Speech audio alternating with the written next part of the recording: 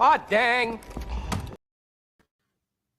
What's up, everyone? Chris of Midlife Crisis Media here. Welcome to another Film Collection 2024 live stream. Today is all about my 4K UHDs that start with the letters between G and I, so G, H, and I. Couple of decent stacks here. I don't think it's going to be, well, I always say I don't think it's going to be a long stream, but you never know. I tend to talk a lot when it comes to movies, and that's why my streams in this series always tend to go over 2 hours. So, why do I do these streams? I'm glad you asked.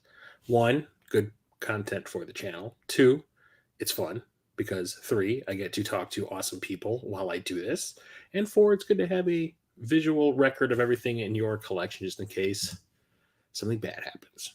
So let's get into it, starting off with the G's. And the first movie is something I just talked about on Monday in my recent pickups live stream, and that's Game Night. This is a dark comedy that came out a few years ago, like before, it was right before COVID, I want to say, like maybe half a year. I can't remember. Was it 2019? I cannot remember. And it's written in such a small font I cannot read it. But anyway, it's about a group of friends who get together like every Friday night after work and have a game night, board games, card games. And one of the main characters' older brother, who is usually the one who steals all the attention away from the younger brother, shows up to one of them and says, "Hey, come to my big mansion that I've got, a few miles away, and I'll show you guys a game night." And it's, one of those murder mystery nights where you have to like search for clues around town. You hire people to, that are actors to play parts and all that kind of thing. Well, it turns out to be real because the older brother ends up getting kidnapped during the initial stage of the game. And like the characters don't realize that it's real for a little while, but once they do, like shit goes down and it gets really kind of crazy. It's really funny. I think it has some great lines of dialogue in it. I think that Jason Bateman and Rachel McAdams have great chemistry. And it has a really cool soundtrack. It's got this weird, dark electronic soundtrack that makes everything seem more serious than everything really is. But there, like I said, there are some lines in this that I still quote to this day. Oh, he died. That kind of thing. I think it's fantastic. I have a great time every time I watch this. This recently was released. I want to say this came out in August at some point, which is why I talked about it in my recent stream or recent pickup stream on Monday. And I need to see how the 4K transfer is, and I'm pretty sure it's going to be pretty goddamn good since that's a brand new movie, basically. Next up is a steelbook for a movie that I kind of didn't like when I first saw it, but I ended up warming up to it later on, and that is Gattaca. It's a science fiction drama that came out in the 90s. It's got Ethan Hawke, Jude Law. I think it was the first time I ever saw Jude Law in anything. And Uma Thurman. And it takes place in the future where everybody, at least in America, is genetically engineered at birth. Like you are, your genes, when your mother is pregnant, they have your genes altered in a specific way. So you're going to end up doing a specific thing when you are an adult. And there are people that are outside of that who are natural births who want to get into that kind of society to do the things that they want. And they're not allowed to because of their quote unquote disability. Ethan Hawke is one of those people. He finds somebody who was genetically engineered that's Jude Law, but he got into a car accident and he's now paralyzed from the waist down. So he can't do his job anymore. So Ethan Hawke pays him so he can steal his identity and use his credentials to get into the city to do a job, which is basically he wants to work in space travel. He wants to go into space. And he meets another genetically engineered person who is Uma Thurman, and they kind of fall in love. And it's really well done. I would say it is kind of slow. I remember that's my main issue that I had with it when I saw it in the theater when it was first released. I was like, yeah, it's cool. It's a great idea. The story is fantastic. The acting is great and everything. But it's just like it's paced so slowly. And like as a teenager, early 20-something watching this in the theater, I was kind of like, I don't know about this. I'm kind of bored. I kind of want to take a nap. And grew to appreciate it more as an adult. It's kind of got that whole Star Trek kind of vibe where it's like, does your DNA, do your genes actually determine your ability? Or is it just, the will to do it? Is it greater than what you're genetically engineered to do? It's a good movie. I still say it is kind of boring at times, but I think it's great. And then we have a horror movie that completely surprised the hell out of me when I saw it, and that's Get Out. I knew of Jordan Peele, who wrote and directed this, from Key and Peele, his sketch comedy show that kind of replaced Chappelle's show on Comedy Central for a few years. And I love Key and Peele. I love both Jordan Peele and Keegan-Michael Key on that show. I think they are fantastic together. They're a great duo, and I do believe they met on Mad TV prior to that. And then, when the show ended, they did Keanu together, which I thought was going to be their big breakout into films, and I guess it didn't do too well, so Jordan Peele decided to break off on his own and move into writing and directing, and this was his first film. And I was kind of like, is he going to be able to make a horror movie of any kind? Oh, could he? So I went and saw this on a weeknight after work, and my jaw was on the floor with what was going on. He says a lot in here about the way that blacks are exploited by whites in America and all that kind of stuff. And it's pretty fantastic. Not only is it saying something, it's got social commentary going on, but it's actually a kind of a scary horror movie. There are some moments in here that literally I went God damn. It's creepy more than violent horror. It's a lot of psychological stuff, and it's great. It also does have a sense of humor. The main character, played by Daniel Kaluuya, who I think is a fantastic actor. I do believe he was nominated for an Oscar for this. I think. And his best friend, who I think works at the TSA or something like that, is constantly warning him, don't go to that white girl's house. Things don't feel right. And turned out he was right. And he gets all the good lines. But it's pretty fantastic for a feature debut from somebody who is not known for number one directing, movies and for doing something in this genre. But he knocked it out of the park, and now he has a thriving career, which I am super proud to say that I've seen every one of his movies. I don't like every one of them, but I'm glad that he's out there and doing what he is doing. Next up, we have a trilogy. It's not really a trilogy anymore. And there is a spin-off thing, remake, reboot. But classics from my childhood, and that is the original Ghostbusters. I hear this transfer on 4K is not the greatest, but I ended up getting this, I do believe, used at half-price books, so I'm not too upset about it. But I remember seeing posters for this when we would go see movies when I was a kid, and all it really was the Ghostbuster symbol on the poster. It was just that most of the time. It was the teaser posters that were up all over the place, and I remember going, what's that all about? And then my dad saw the listing of the stars that are going to be in the movie. My dad's like, oh man, it's like a Saturday Night Live kind of thing. And I was like, what's Saturday Night Live? I don't know what this is, the thing you're talking about. So when the final poster came out, which shows the Ghostbusters shooting their proton packs up into the air, and there's that green glow over them, I was like, oh, that looks kind of cool. Can we go see that? And my dad's like, we'll see.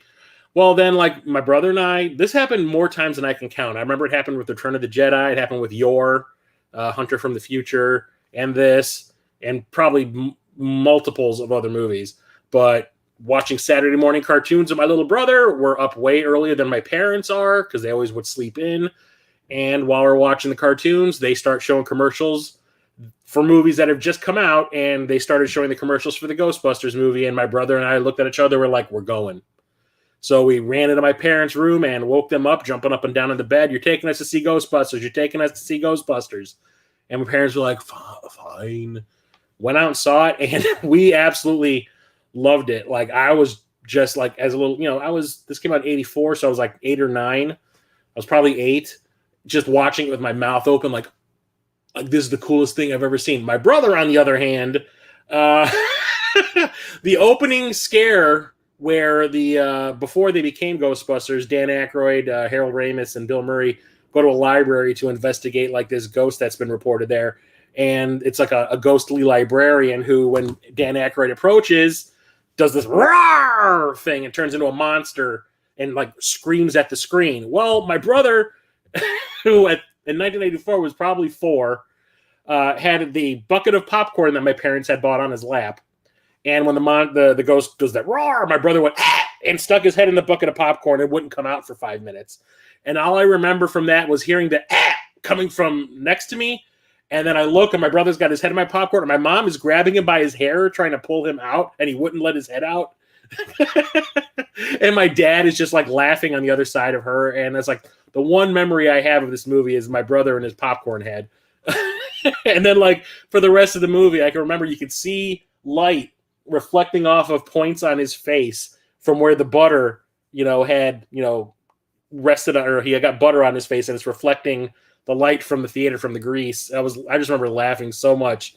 But really fun movie. I like it quite a bit. I'm not as into it as some people I know are, but I enjoy it quite a bit. But the thing was, no one I know at all, the summer that the sequel came out, was excited about it for some reason. Like, nobody was talking about it at all. It also came out in a very busy summer. I do remember the summer of '89 being like the summer of the sequel. You had like Star Trek V, Indiana Jones 3, Karate Kid 3, this. Batman came out. Trying to think. I remember it was just a packed summer. And I probably saw more movies that summer than I did at any point prior to that in my life. Like, normally we'd get to go and see maybe 2 or 3 movies during the summer at all. And most of the time it was just stuff coming out on home videos when we'd see the stuff that we missed. But like that summer, I saw pretty much every big movie at some point. But this was the one that we skipped. Nobody cared at that point. I think it was too long. So it was 5 years after the first movie. And I guess, Ghostbusters just kind of was not in vogue anymore. It was not the thing. They probably waited 3 years too long to make a sequel. So nobody cared. And I had, I think, one friend that I knew in passing at school, who I talked to outside of school, say, yeah, it was okay. And that was it. So I didn't see it until it came out on home video. And when it came out on home video, I was like, yeah, it's okay. It's not as funny. It does feel a little phoned in, I guess, is the only way I can really put it when I finally watch it, because I know that one of the big holdouts for making the sequel was Bill Murray. And like, it felt like he was just repeating his shtick a lot from the first movie, and everyone else was really happy to be there, but he wasn't. You can just feel it. But I mean, it's not bad. It could have been a lot better. But it's still an entertaining movie. I still watch it all the time. I used to watch it all the time when it came out on home video. My dad made a copy of it. Didn't stop me from watching it all the time. I did enjoy it. Then we got the reboot, which nobody seems to like. I'm not a big fan of it either. I saw it in the theater in 3D, and I thought the 3D was great, but the movie just, to me, wasn't funny at all. I was like, you got all this talent in the reboot. I think all of these ladies that they had cast in the leads are funny, except maybe Melissa McCarthy. I think her little fat lady fall down, go boom shtick is kind of like, it went out with Chris Farley. But like everyone there is a really talented actor, comedian. And I was like, and why the only person I'm laughing at in this movie is Chris Hemsworth? So I was not a fan of it. And then we got a real sequel, according to people, and that is Ghostbusters Afterlife. So I guess this is the real part 3. And this came out like right after the COVID restrictions lifted. This was supposed to come out in 2020, like the summer of 2020. I remember there being posters all over the place, but obviously it got delayed. And I went and saw it opening week, like the week at, like, open on Friday. I think I saw it on Tuesday, and I had a great time watching it. I did not think it was going to be good. I was like, this is another one of those like legacy sequel things that, is really popular right now. How good can it be? None of the stars, they weren't advertising that any of the stars were in it from the previous movies. I was like, how good can it be? It's just a bunch of new characters, just with Ghostbuster equipment. Big whoop. Watch it, and oh my God, it is really well done. Excuse me. And there is a scene that takes place at the end that legit choked me up. Like, a certain character pops up, and I was like, oh, like it hit me in the feels like hard. And I'm sitting there looking around, and like everyone that was there, who obviously was a fan of the series too, was pretty much in the same boat I was. I remember I'd looked around, and like people at the other end of my aisle were like, oh. It's just really good. Really, really good. I like the new cast that's in it. You got Finn Wolfhard from Stranger Things. Paul Rudd. I can't remember who else's name. McKenna Grace is kind of the lead of the movie, and she's really good. I cannot remember the name of the lady who plays the mother. Carrie Coon, I guess is her name. I can't really read it. It's really small. Annie Potts came back. She's the realtor that sells the house to the main characters, Ernie Hudson. But I had a great time watching this one. I thought it was really, really fun. And it's directed by the son of the director of the first two Ghostbusters movies, because by this point, Ivan Reitman had passed away, so his son kind of took up the mantle. And there was a fourth movie that just came out this summer, which I was not a big fan of, that should have been good, but I didn't think it was all that great. So I still have not purchased it yet. I'll probably wait until I can get a discounted copy of it or find it used somewhere. But next up, we have a duo. There's actually 4 movies in this series, but I only want the first 2. And that's the Ghoulies films, because these are from Charles Band, the guy who runs Full Moon Entertainment, Full Moon Films, Full Moon Features. I guess, I don't know. I think Full Moon Features is what it's called now. But this was from his Empire days prior to Full Moon. And this was like their answer to Gremlins, but it turns out it really wasn't. Everyone was saying, oh, look, someone's trying to capitalize on the Gremlins craze because this came out after Gremlins, but this was actually in a script phase way before Gremlins ever was. And it was made relatively cheaply. I remember that much. And it got like a limited release when it came out theatrically. And I guess like every screening was selling out because of this image on the poster. This image of the ghoulie coming out of the toilet sold so many tickets to the point that when it finally did open up wide, it made a killing at the box office. Like it was the biggest hit that Charles Band had at that point in time. And it was PG-13, so it got butts in the seats. Never got a chance to see it because it's a horror movie, and I was not 13 at the time that this came out, so my parents were like, no. But I did see it on home video and especially on cable. Man, this was on cable every single damn day, if I remember right. And I watched it every time it was on. Did I think it was great? I thought it was okay when I was a kid. I was kind of, whatever. Watch it now, and I'm like, yeah, it's still fun. It does feel like a ripoff of Gremlins, even though it isn't. But it's mostly just like the kitschiness of it. And the ghoulie characters are barely in the movie. They don't even really do anything in the movie. They just kind of like show up at points and are like standing in the background. They don't go around like attacking people as much as you would think the Gremlins did, which is what I think is kind of strange. It's mostly just about this son trying to resurrect his dead dad. But yeah, they ended up going back and doing a reshoot, I guess, because in the first cut of the movie, there was no shot of the ghoulie in the toilet from the poster. So I guess people complained that I wanted to see that happen in the movie, so they had to go back and do a reshoot of just a shot of a ghoulie popping up out of a toilet and inserted that in the movie, and all of a sudden everybody was happy. I need to watch this 4K transfer to see how it turned out, but this is from MVD, and all of their 4Ks, like they usually would theme, their Blu-rays are themed to look like, I think, laser discs. Either that or like their VHS tapes. I can't remember. But when they started doing 4K, they modeled it after the LaserVision covers. And LaserVision was kind of like a laser disc, but it was actually like a record that had video files on it. And the record would come in this plastic. It looked like a laser disc, but it actually was hard plastic. And it was kind of like a case. And you had to slide the entire case into the player, click it, and it would like drop the record inside, and you would pull the cover out, and it would deposit the record inside. And when you wanted to get the record out, you would have to put the case back in, do this clicking thing. It would pick up the record, and you would pull it out with it.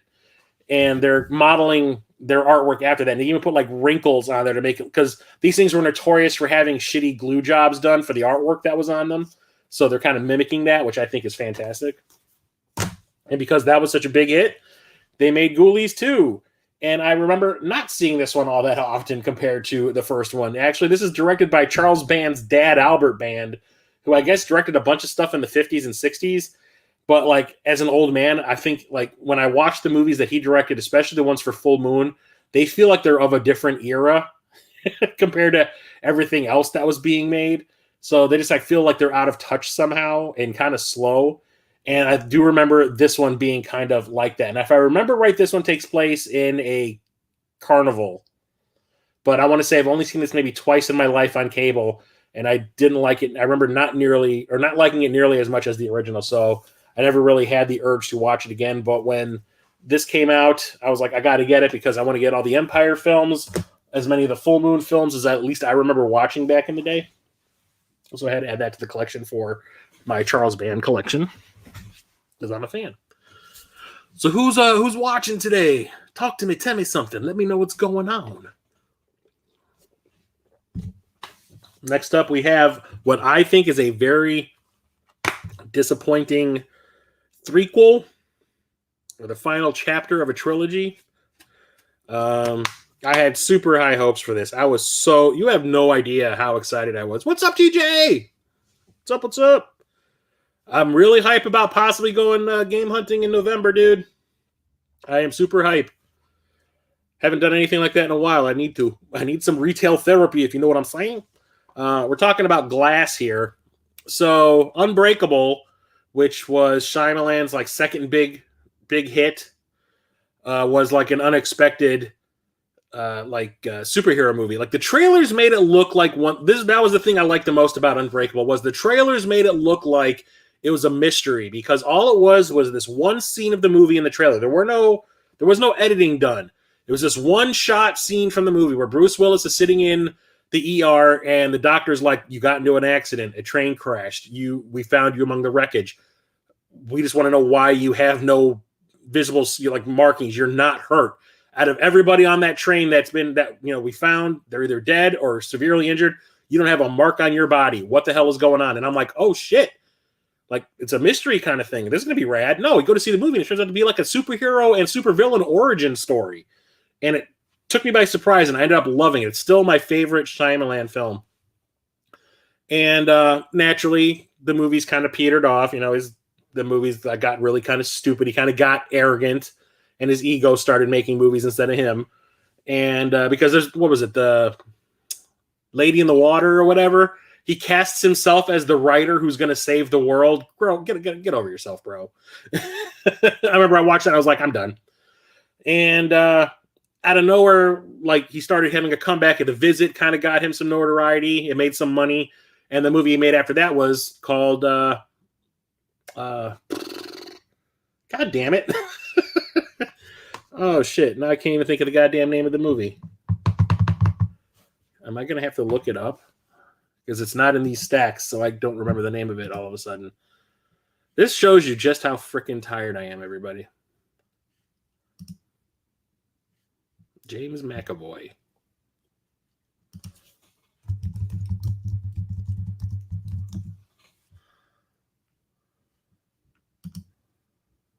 God damn, I'm gonna be so pissed off when I see the name of it too. Split. So I go see Split because I thought it looked like an interesting thriller. This serial killer has multiple personalities and all that. And I'm like, that's rad as hell. I need to see that. Go to see it. And it turns out to be a backdoor sidequel to Unbreakable, because it ends up, you find out at the very end of the movie that it takes place in the same universe as Unbreakable. And the last shot of the movie is Bruce Willis's character from Unbreakable sitting at a diner watching a TV while he's eating, and they do a story about the character that McAvoy plays, who ends up being another supervillain for him to fight. And I'm like, that's awesome. Holy shit. Please tell me we'll get another one. And they did. Shyamalan got McAvoy to come back. He got Samuel L. Jackson to come back, and he got Bruce Willis to come back to do this culmination of the other two films together. And I was like, I am so ready for this. And then I went and saw it, and I'm like, that's how you end it? That is the lamest shit ever. I was actually kind of pissed. And at that point, I even said, well, Shyamalan had a small little comeback. It was good while it lasted. We're done. I was so mad. There's really a lot of great setup in this, because all three of the main characters are in the same mental institution where they're being psychoanalyzed and all that. And I thought it was a great setup, and looks like Sam Jackson's doing his whole Glass thing by setting these pieces into place, because he wants Bruce Willis and James McAvoy's character to fight and kill themselves, in the process. And, then he wins. And I'm like, okay, that's going to be rad. And then when everything goes down, it's like, that was like, did you guys run out of money? Because that is the lamest shit ever. I was pissed. I was really pissed. But, at least the movies that came before it I thought were good. So I needed to get that just so I could cap off the trilogy. And then we've got the 2 of the newer Godzilla movies. I don't have the newest one. What is that? Godzilla Cross Kong. But we have Godzilla King of the Monsters in 4K. And if you notice, it's a 3D Blu-ray. This is one of those movies I had to get from Korea because over here in the States, we never got Godzilla King of the Monsters in 3D, and I really wanted to. This is when I was heavily collecting 3D Blu-rays, and I remember seeing this in the theater opening weekend with some friends who are big kaiju fans, and I remember watching this movie, and halfway through it, I looked at my friends, and I'm like, how did this movie get made? This feels like it's the most expensive movie ever made. It is just everything blowing up all the time. There is nothing but crazy CGI shit going on. I'm like, what the hell? How did this get made? I'm like, I'm loving it, but I'm like, how did this get made? I don't know. Like, who okayed this budget? Because it's nuts.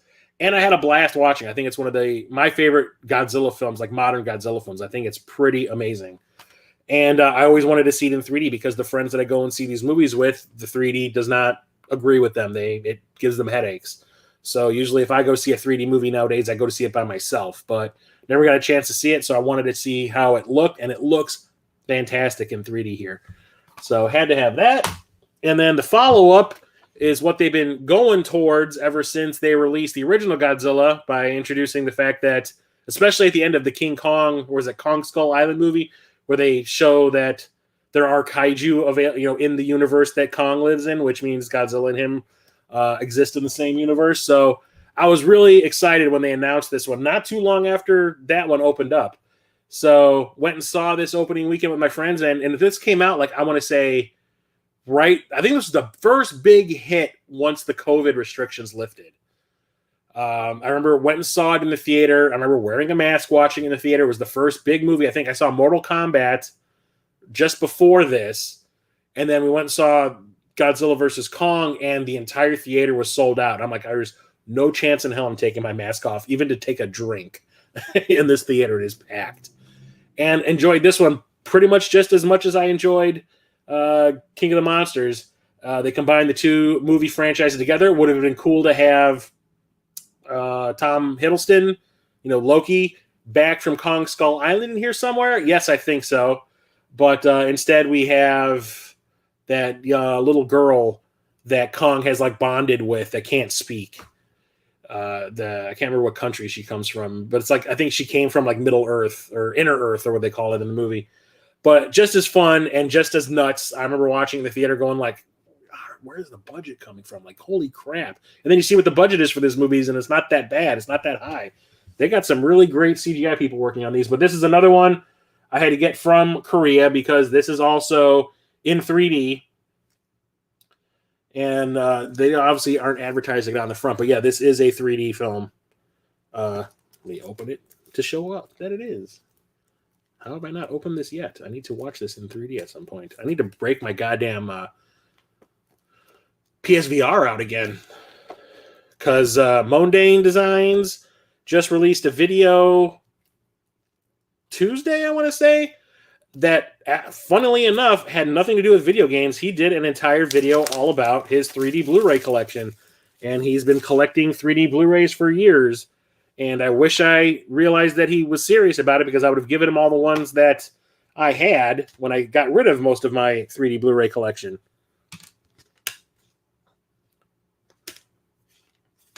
Yep. So here's the 4K, the Ultra HD. Here is the 3D copy and the regular Blu-ray copy. So hell to the yeah. And then I just realized as I opened this, the whole bottom of this is broken, so I got to get a replacement case. Some of them a bitch. So I heard this one has a horrible, horrible transfer. A lot of people were considering it like one of the worst transfers on 4K. other than Terminator 2, which I do have, but I have a Korean version of it because it has the 3D version on there. This and Gremlins, I do believe, have quote unquote terrible transfers, and that's The Goonies.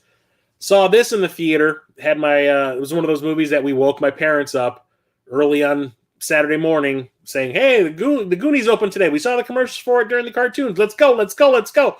But the thing is, I think my parents knew that we were going to want to go see it because I do recall, I don't remember who, but it was it was me, my brother, my mother at least. I don't remember my dad being there, and a couple of other kids. I want to say it was Kent, who used to live down the street from us, and maybe Keith. I don't remember. There was like my two friends from the neighborhood. I want to say it was the two of them came with. And I remember like this was like the movie. This like all we would do during the summer is like get together and ride our bikes all around the neighborhood, see how far we can get on our bikes away from home before we got too tired and wanted to turn back and all that kind of stuff.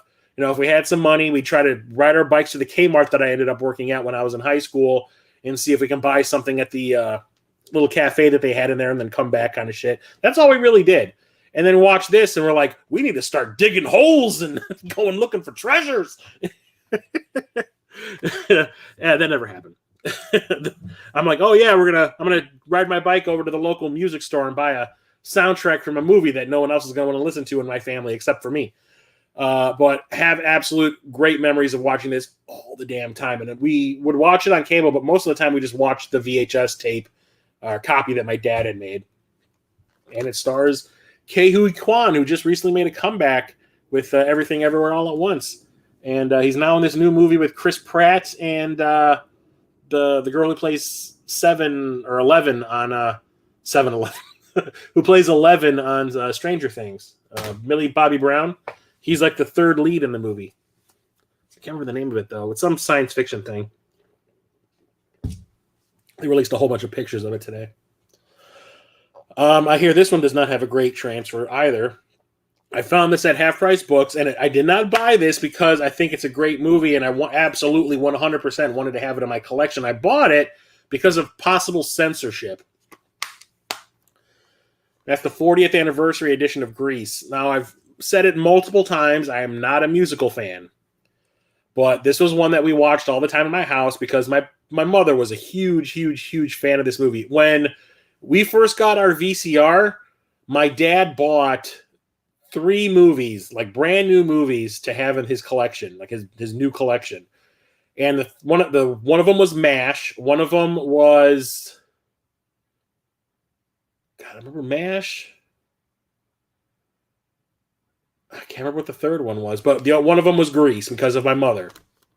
And we watched it all the time. My mom was always singing the songs. If she was driving the car, we were listening to the soundtrack, that kind of thing. So I ended up watching this more than I ever wanted to as a kid. And I do appreciate it. I do think when it comes to musicals, this one I do enjoy a little bit because the songs are catchy and kind of perverted at times, and the storyline is a little perverted. But I wanted to buy this when I saw it at Half Price Books because when the whole cancel culture thing started up, like during COVID and all that, and everyone was trying to get everything canceled and, you know, things changed in movies that were questionable and all that. There is a scene in here where John Travolta and Olivia Newton-John are at the drive-in, and John Travolta tries to put the moves on Olivia Newton-John, and, you know, he looks like he's going to try to, you know, do a sexual assault kind of thing, but she pushes him off and says, you know, like, you're a son of a bitch, and like runs off. And because of that, everyone was saying you need to take that scene out of the movie. Like, people were outraged by that scene and you need to take it out of the movie. And from what I was reading at the time, it sounded like Paramount was actually considering doing it. So I was like, well, I think I kind of need to find a copy of Grease before they do some editing. And luckily, like, I want to say 3 days later, I found this copy at Half Price Books. So I was like, well, just get it now, and you can decide if you want to keep it later. So just have it. I haven't gotten rid of it. I haven't even watched it, though. I wonder if I ever will. I pretty much watched it to death when I was a kid. Still haven't seen this, though. This is one of those DC Universe animated films that go direct to video. And this is Green Lantern, Beware My Power. This one stars Jon Stewart, who is, I want to say, probably my second favorite Green Lantern. Green Lantern is my favorite DC character.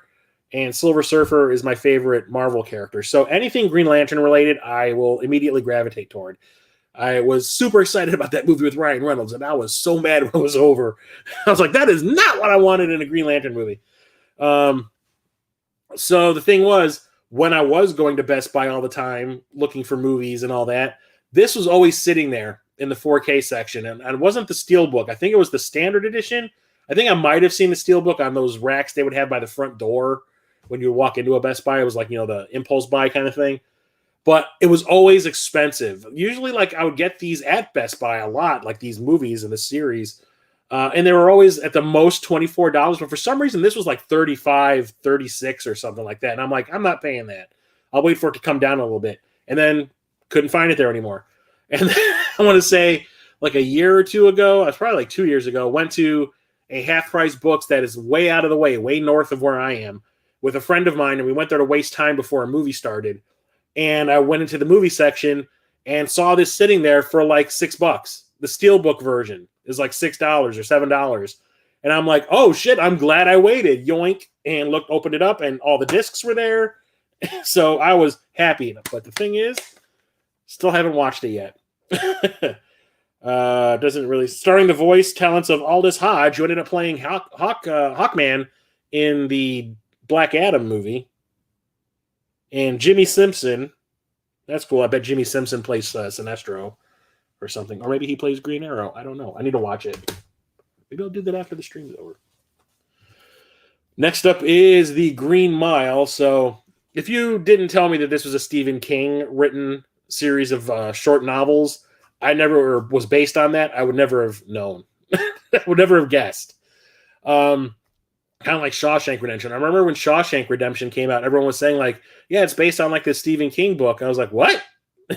Like, what does that have to do? Stephen King did what? Like he wrote a prison book or a prison story? I'm like, that makes no sense. And then this came out and then everyone was saying like, oh yeah, it was like a bunch of short little novels. I think there was like 4 of them that like would come out every couple of months and it would tell you another chunk of the story. And everyone's saying like the books were great. So hopefully the movie is great too. This was directed by Frank Darabont, who directed Shawshank Redemption and also The Mist, which are, arguably 3 of the best Stephen King adaptations ever, if you ask me. Also the same guy who wrote Nightmare on Elm Street 3 and the Blob remake and created the Walking Dead television show. So I remember my parents, especially my dad, was like really into seeing this when it came out, like the opening weekend. And I remember reading in the paper back when there were reviews in the newspaper that it was like really, really long. And like the only big movie like that, like was Titanic, I want to say. That was one of those over 3-hour movies. So I remember telling my dad, I'm like, I don't know if I want to sit there for 3.5 hours and watch like this drama kind of thing. And he's like, come on. I hear it's supposed to be good. Like, let's go. And I was like, all right, fine. I get a free movie out of it. As long as I'm not paying, I don't give a shit. Went and saw it. And holy crap, there was not a dry eye in that house. I recall my dad looking all upset. My mother was like, blubbering. And I remember hearing nothing but sniffling behind me, to the sides of me, in front of me. And truth be told, I was getting a little choked up myself. It's a really, really good character study movie about a prisoner who has the ability to like take your illness away. But the problem is that he accidentally killed somebody. Didn't realize his strength and killed somebody. Or did he not kill somebody? Did he just get blamed for the murder? It's been forever. I don't remember if he actually did it or not. But he's in prison. He's on death row.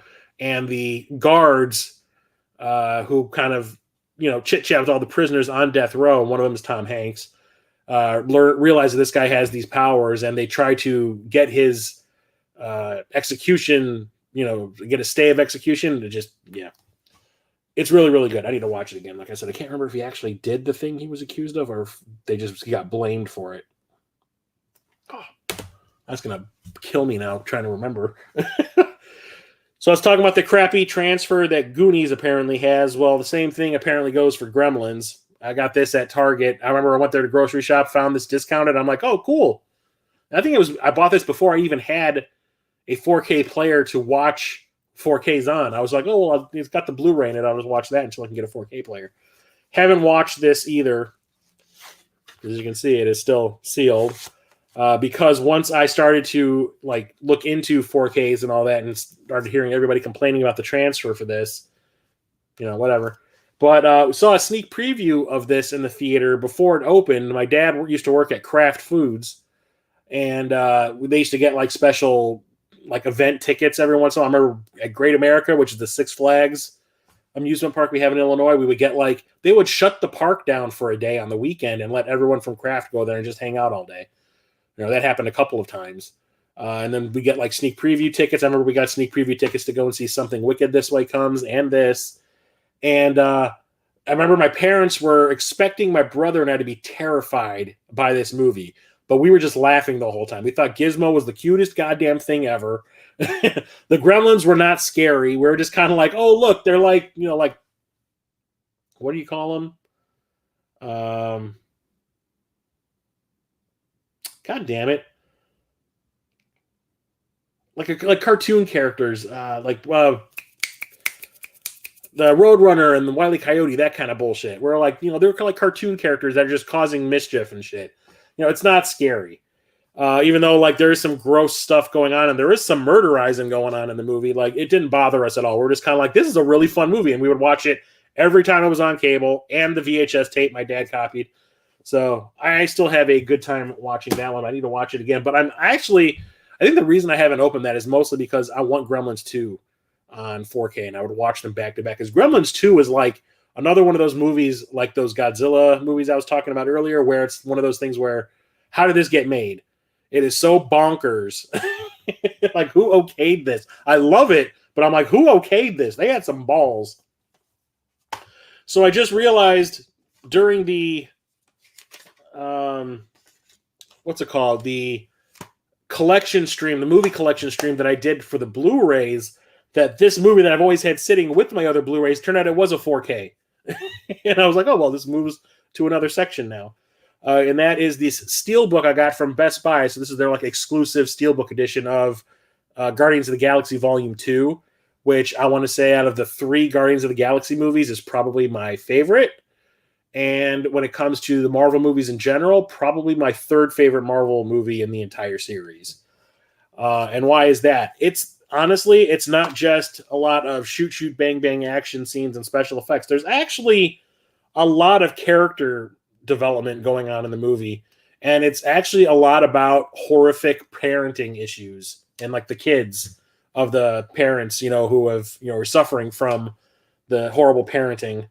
And you got Quill dealing with his basically abusive absentee dad, who has been manipulating him ever since they found each other. And also you've got Rocket kind of dealing with his issues, which get dealt with even further in the 3rd movie, and like Yondu kind of coming to the rescue for him, and then finally admitting to Quill that he's kind of like his surrogate dad at one point. And that is one of the great moments in this movie. There's like so many, especially the finale with the arrow going through space to signify Yondu's sacrifice and all that. And you see Rocket tearing up watching it happen. I absolutely love it. Like, it took me completely by surprise that I was watching it. You get to watch these characters. Like, why does Quill act the way he acts? It's because of the way he was raised. He had a shitty father, and then the shitty father admits that he was kind of being shitty. And when he thinks he's found a real father, it turns out that guy's even worse. But absolutely loved it. And in 3D, this movie is freaking fantastic. I bought this from Best Buy mostly because I wanted to have a 3D version of it. This is just as I started to get into collecting 3D Blu-rays and stuff, and I found out that Best Buy was the only place really selling it. And the thing is, because of this little sheet of paper sitting where it was, all I really cared about was in this package was this 3D Blu-ray here in the back. That was all I gave a shit about. I thought that this was like an ultraviolet disc or something. And then I remember during that stream for the Blu-rays, I remember I pulled this away and I'm like, oh, there's a 4K in here too. Shit. I didn't realize I had a 4K. So I love the Steelbook too. It's got the whole thing with Baby Groot. Don't push that button. This button. Which leads us to Guardians of the Galaxy Volume 3, which I think is another, like, the 3 Guardians of the Galaxy movies by James Gunn, I want to say, are some of the best movies in the Marvel Cinematic Universe. Like, James Gunn is all about character development and character moments and like making sure that you like all of them despite their flaws and all that. And here, this one is freaking dark. This one pushes the limits of PG-13. I remember it was like a 1-2 punch of Doctor Strange and the Multiverse of Madness, because I kept saying that is the closest we're ever going to get to a horror movie made by Disney. It was like there's, zombie people and all this kind of crazy horror shit going on because of Sam Raimi. And then see this, and I'm like, this is the next one that's pushing the limits of violence and for a PG-13 rating, because there's a character who gets his face peeled off, and they show it. And then they show him talking with no face. And it's also the first F-bomb ever dropped in a Disney Marvel movie, which shocks the hell out of me when it happened. Get in the fucking car. And like the storyline is basically all about Rocket getting hurt and all of the other people in his life trying to get the information needed so they can cure him and heal him. And at the same time, we're seeing all these flashbacks about Rocket's youth and what he went through when he was young, like when he got created, and then these friends that he had that are killed by this high evolutionary character who ends up being like one hell of a son of a bitch bad guy. And you kind of want him to die slowly and painfully when you see the things that he does during the course of the movie and the things he wants to do, like in the climax of the movie. It's nuts.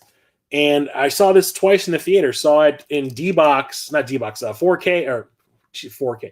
This is 4K. 4D. I saw it in 4D the first time I saw it, and it was fantastic watching it that way. But the problem was, I don't know if it was the way I was sitting. You still haven't seen Guardians of the Galaxy 3? Dude, it is amazing. Go watch it on Disney+. The climax is nuts. Not nuts. It must have been the way I was sitting, because when you see a movie in 4K, they kind of try to squeeze you into the seat because of the seats being, they move around a lot and they throw you around. So they kind of like use that as a way to kind of hold you in place. It might have been the way I was sitting, but in the way my phone was in my front pocket, leaning up against the armrest of that chair. But I want to say about 6 times during the movie, my phone alarm went off. It was like an emergency alarm. Like if you hold down a specific button for a certain amount of time on my phone, it will call the police and start making this like wah, wah sound. So I'm watching the movie, so my phone starts going wah, wah, and I pull it out, and it's like getting ready to call the police. I'm like, no. And I, turned it off and put it back in my pocket. Then like 10 minutes later, wah, and it did it like 6 times. And then I even turned the phone off, and it did it again. It must have been the way the phone was rubbing up against the armrest, but it drove me. I was so embarrassed too. And then we took my brother, I think it was Mother's Day. My brother came down from Wisconsin with his wife, and I think it was the 3 kids. And we took my mom to see the movie. And we kept on saying to my mom, like, be prepared. You're going to see some messed up stuff in this movie. And she's just kind of like, okay. And sure enough, Chris, it's sad.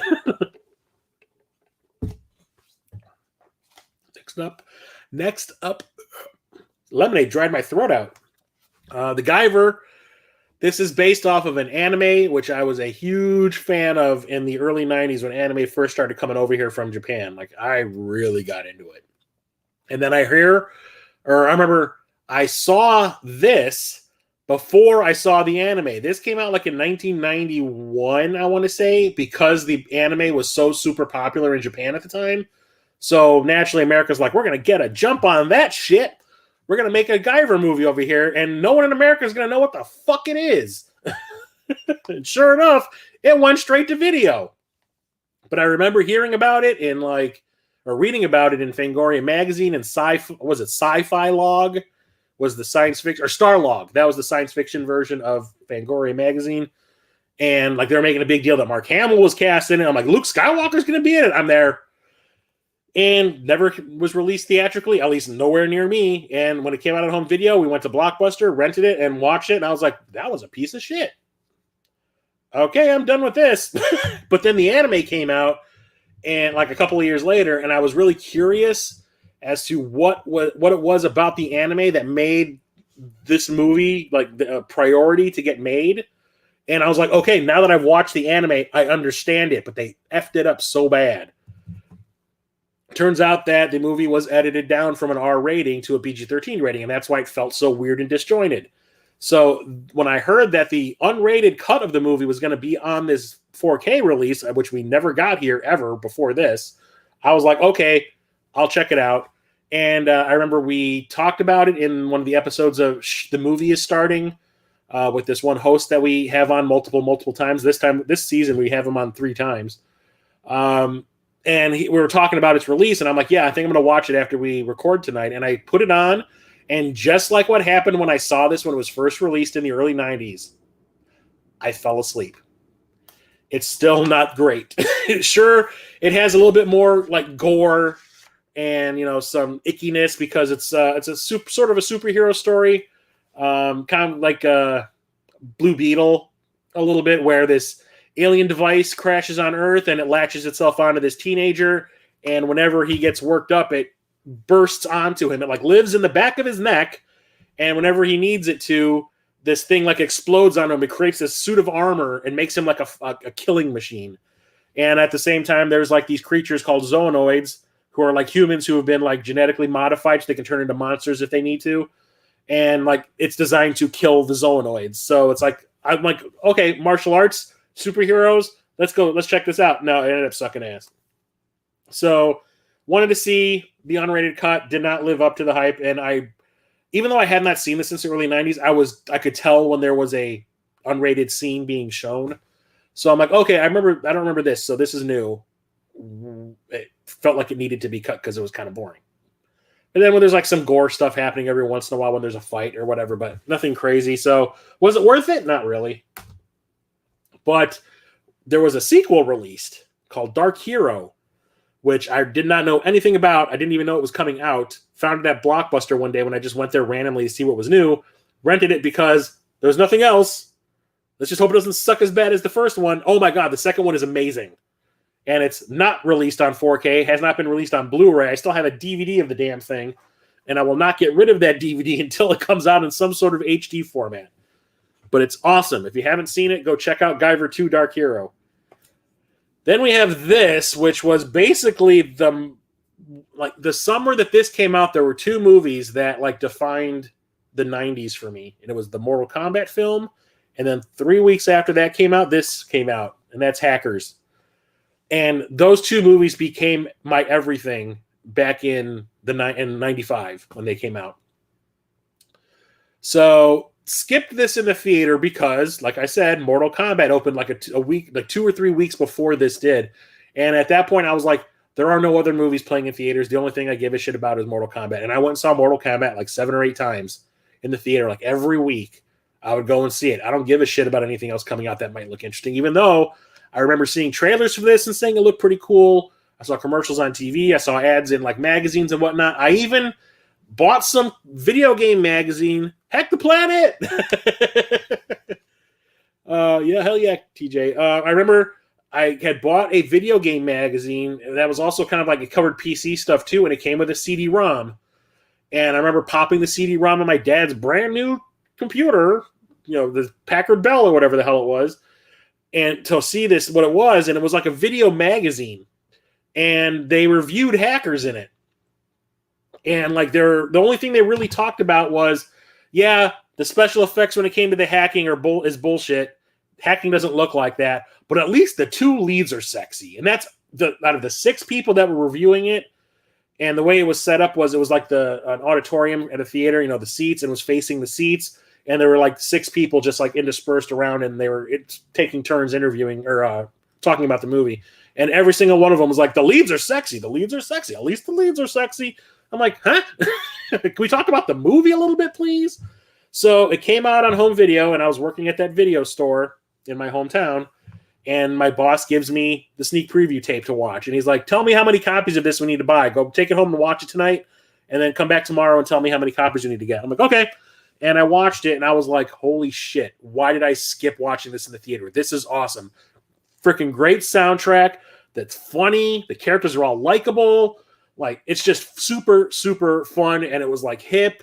And I was like, I don't even know what time period this takes place in, because I thought everyone was wearing space clothing in it. All the costumes were, like, super sci-fi looking, and I was like, I don't. Does this take place in the future or now or what? I don't get it, but whatever. I love it. Instantly wanted the soundtrack. I wanted everything about Hackers. I was just as obsessed with this as I was Mortal Kombat that summer.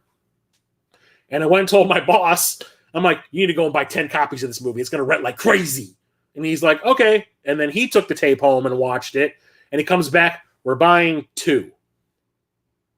I'm like, what? He's like, yeah, we're buying 2 copies of it. I'm like, why? He goes, no one's going to want to watch this. I'm like, did I not tell you that it was going to be really popular with a young crowd? I'm like, trust me.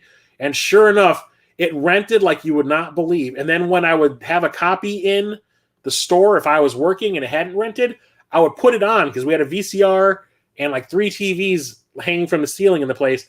And I would blast the music. And I want to say like the first techno song that played, 9 times out of 10, someone would come up to me at the register and be like, what movie is this? I'm like, oh, Hackers. Can I rent it? I'm like, yep. There you go. I got this movie rented so much, and my boss was actually like, I should have listened to you. It probably would have. He was probably still mad at me for when I told him how many copies of Star Trek Generations he needed to buy, because I was a huge Trek. I'm still a huge Trek fan, but back then I was like, Generations, the best movie ever made. Not anymore to me. But we only had 6 copies of it, and we couldn't keep them in stock. So he's like, should I get more copies? I'm like, you definitely need to get more copies. He bought 4 more copies, and the moment they showed up, the movie died out. Like, nobody cared anymore. And he was still mad at me for getting to buy 4 more copies. Because those things were like $100 at the time, $100 each. But anyway, Hackers, I still love it. It's a guilty pleasure now, because does it completely hold up? No. It feels like a time capsule of the 90s. Like the music, the fashion, the lingo. I did not understand any of the hacking terms in the movie. Like when people were talking about being what do they call them? The King of 9X and the freaking, which is like the phone hacking and all that. I didn't know anything. Absolutely love it now. And plus, watching that full frame VHS tape, I'm surprised I liked it as much as I did, because when my dad would rent a Laserdisc player every once in a while so he could make copies of his favorite movies, widescreen copies of them, I was like, I want to rent Hackers. We rented Hackers, and I watched it. I'm like, wow, I was missing like 50% of the things that are going on in the frame. How did I like this scene? There's a scene where it takes place in the arcade, where the hacker kids all hang out. And Angelina Jolie is like really good at this. It turned out to be like an early version of Wipeout. She's really good at it. And then Johnny Lee Miller's character jumps in and goes, let me take a try. And then he beats her score. And the Phineas Freak guy, or the, what's his name? The guy who does the phone hacking comes up and starts like, oh, you just made an enemy for life. And then he turns around and says, Boy Meets World, let's go. But you don't see who he's talking to in the VHS version. And then you see them all walk away. And I'm like, okay, whatever. Didn't think twice about it. And then I watch this widescreen version, and he's talking to Joey, who's been standing there with a cigarette hanging out of his lip, like Dan Aykroyd in Ghostbusters, which is like hanging on his lip.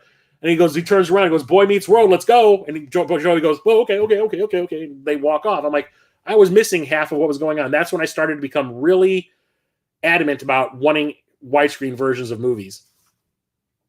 Hackers is the first place Wipeout was advertised. Yep. Made specifically for that movie. And the Game Gear. Yep. I remember the Game Gear in Rumble in the Bronx, that Jackie Chan movie. Jackie Chan gives his Game Gear to the kid in the wheelchair that lives next door to his uncle, and the kid's playing it, but there's no game in it. If video rental stores could come back, I would want to open a store with you. Johnny Lee Miller's in Hackers, and yeah, that's Johnny Lee Miller on the cover. Johnny Lee Miller, Angelina Jolie's first big movie, Fisher Stevens, Lorraine Bracco, the guy who plays Shaggy in the Scooby-Doo movies from the early 2000s. What's his goddamn name? Oh, man, what's his name?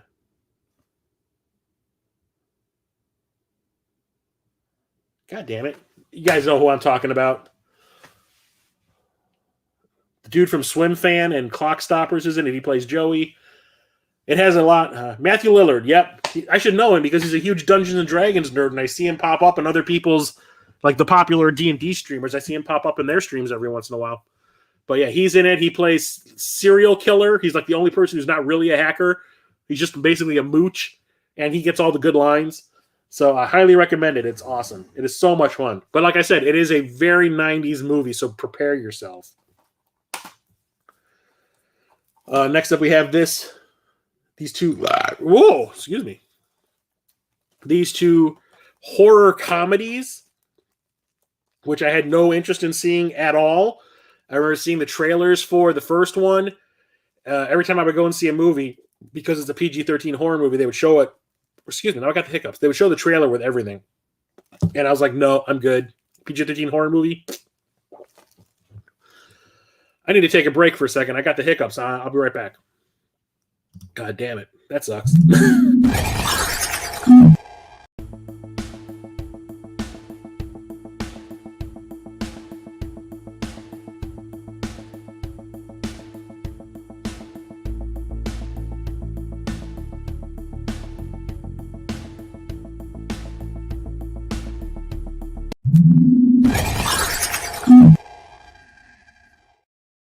Sorry about that. Anyway, yeah, I was not interested in watching a PG-13 horror movie.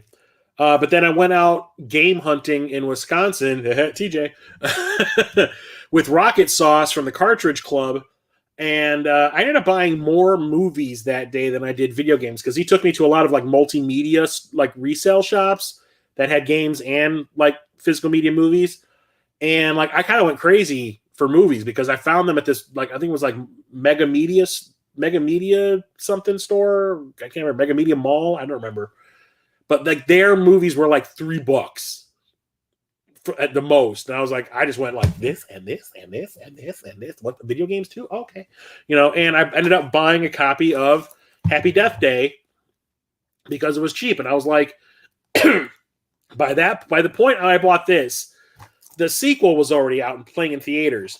And I watched a review by, was it Black Nerd Comedy, talking about Happy Death Day 2, and he was really praising the first one. And he was like, it is a really fun horror movie. That's like a horror movie take on Groundhog Day. And I was like, oh, well, I've seen that done before, not only in Groundhog Day, but also in Edge of Tomorrow with Tom Cruise. That was the sci-fi version. So now we got a horror movie version. Big whoop. Well, he was like, it's a lot of fun. And like, especially if you're a geek, you're going to love it. I'm like, okay, I'll at least watch it. So when I found it for $3 on Blu-ray, I was like, okay, I'll just take it home. If it sucks, I'll sell it or give it to somebody. And I ended up really liking it. It's really, really fun. The lead character, who is reliving the same day over and over again. What's up, Oak City? She starts off being a very unlikable character. And I remember at the beginning of the movie, I'm like, I don't know about this. And then like as she starts to learn more about how other people think about her, now that she can have conversations that don't really have consequences anymore, she realizes what a shit she is. And like, she starts like going through some changes. And I was like, okay, that's really cool. And then like, oh yeah, there's a murder mystery to solve here. So the whole idea behind it is, takes place on a college campus. This like kind of bitchy, stuck up girl ends up getting murdered by like a serial killer on campus. And when she dies, she wakes up in like that morning, like before it happened. And she's like reliving the same day over and over again. And anytime she dies, she starts the day over again. And she starts to try to figure out, like the first chunk of it is her trying to figure out what's going on. Then after a while, she's like, this is never going to end. I'm just going to keep killing myself over and over again. So it turns into like her watching her be suicidal for like 10 minutes. And then she realizes that every time she dies, she starts to get weaker and weaker. And she only has so many more times she can do this loop before she actually does die. And she's like, well, maybe I should try to figure out who killed me to begin with and stop it from happening. And that's the last chunk of the movie. And it's a lot of fun. I really enjoy it. It's really like, it's just really well made, really well written. It's clever. Watching Cowboy Bebop. I do have that on Blu-ray. That is, I need to watch the whole thing. I've only seen like 3 episodes of it. But did it need a sequel? I didn't really think so. But in that review I saw from Black Nerd Comedy, he was like, and the sequel is not a simple repeat of the first one. It like goes further. So like at the end of the first movie, the loop is broken. But things start to happen in this one where, she thinks it's over, but it starts happening again, but in a different way. And then this one actually goes more for a Back to the Future comedy sci-fi route instead of trying to do the horror slasher comedy thing, which is why I like these two movies so much. They're not anything alike, but they are similar to each other. Like they feel like they link together. And it's just super, super fun. And then like in Back to the Future 2, she starts to like come across things that happened in the first movie and like, can I do it differently? Can I change something? It's really, really. At one point, the main character's even wearing Marty McFly's outfit from the original Back to the Future with like the blue shirt with that orange life preserver looking jacket of his. And it's just really clever and really funny. And it's set up for a sequel. And they actually do explain in this one why she was looping in the first movie and sets up a possible sequel, which they are still talking about making. The guy who directed these two ended up going to direct Freaky with Vince Vaughn, which I also love. And he was going to direct the new Scream movie that was supposed to be out already. But because of people quitting, people getting fired, Nev Campbell coming back, they had to change their plan, and he ended up quitting because he couldn't handle all the stress of how many like changes were going through with like when it came to the cast of the script. So he quit. So now he's possibly going back to making a third one.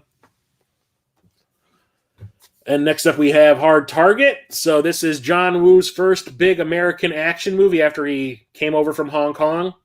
And I do think he picked the right like action star to work with, because this is probably one of Van Damme's better action movies, if you ask me, and probably one of John Woo's better American movies as well.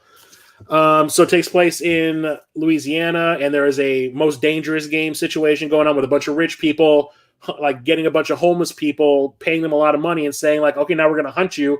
And if you can get to this specific point without getting killed, you get to keep all this money that we're offering. And like all these homeless people just keep on getting murdered. So Van Damme ends up looking into it because one of his friends ends up getting killed in this way. And he tracks down the people that are running it, and they end up hunting him.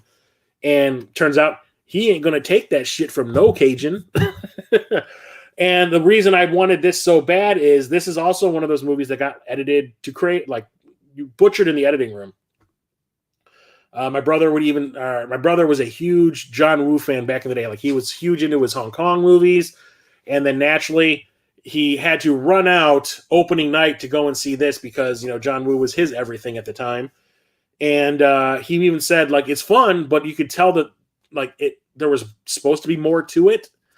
So there were rumors that there was an uncut version. Yeah, it turns out overseas they got this uncut version of the movie, which has a lot of like character moments put into it and some more of the violence put back into it. But it was all edited down for time and for pacing purposes. So this has the uncut version on it in 4K, which is when I saw that it was going to be that cut of the movie on this and restored in 4K, I was like, I want to see it. So I pre-ordered it. And it says right here, brand new 4K restoration of the unrated international cut from a 4K scan of the original camera negative. And when I saw that in the listing on Amazon, I was like, you're coming home with me. And the day it showed up, I popped that bitch in and watched it. And I was like, this stuff should have been left in. It makes the movie so much more fun. You love Matthew Lillard? He's great in 13 Ghosts. I just considered watching that for like the Halloween. I usually do like a horror movie a day, but I decided I wasn't going to do it because I got too much shit to do. And I actually considered watching 13 Ghosts. How he got the role of Shaggy. Yep. Next up, we have one of my favorite animated movies of all time, and that is Heavy Metal. I've told this story countless times on this channel. I will tell it again. My parents wanted to go and see something at the drive-in that Friday night, I want to say. And the movie that they wanted to see was playing with Heavy Metal. And my parents were like, oh, it's an animated movie. It'll be okay for the kids. Not realizing that it was a rated R film based on a comic book magazine that is nothing but nudity and violence and drug use and swearing and sex. And they're like, no, it'll be okay. The kids we'll watch our movie and our kid, Heavy Metal plays after our movie. That I can't even remember what the other movie was. It might have been Clash of the Titans. But I remember really liking Clash of the Titans. And they're like, oh, well, and then the kids will have their movie afterwards. And I remember the moment this movie started, my parents were like, oh no, we made a mistake. Because the first thing that happens is this dude gets melted. And then it's like a bunch of, it's kind of like Creep Show, but sci-fi Creep Show.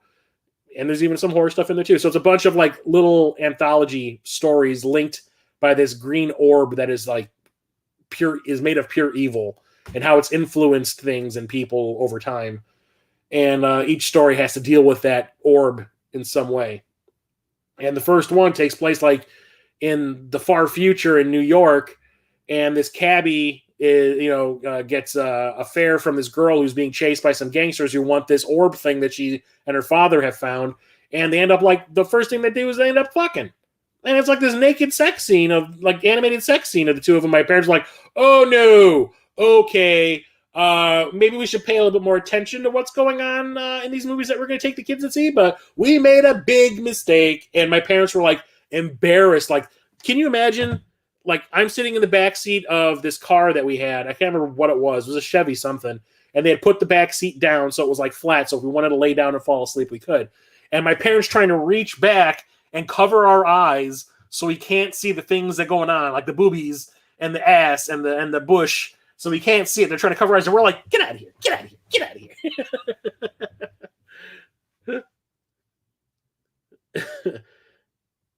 You got Tony Shalhoub, and he's playing the role again. The monk. Yep, your childhood is basically the reason South Park did the episode about it. Yeah, and I remember we were like, we got away. My brother and I. No, my brother wasn't even born yet. I forgot that my brother wasn't there. But I remember like I got away with something that night. I was probably 5.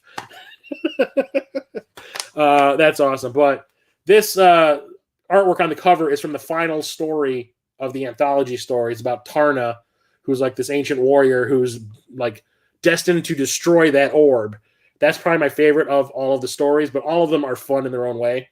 There's like a horror one, there's a comedy one, there's like a couple of sci-fi ones, but for the most part, and there's a fantasy one, that's the big one. But I absolutely love it. John Candy's a voice in this, Joe Flaherty, Harold Ramis. It's awesome.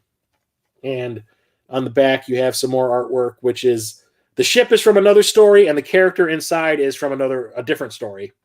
So absolutely love it. It's fantastic. And this 4K scan looks pristine. It looks like it just got released yesterday theatrically. It is so good. What's up, Retro Coop?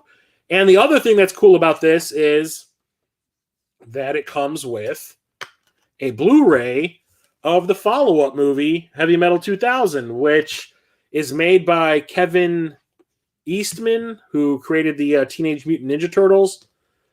He married this softcore porn star. Oh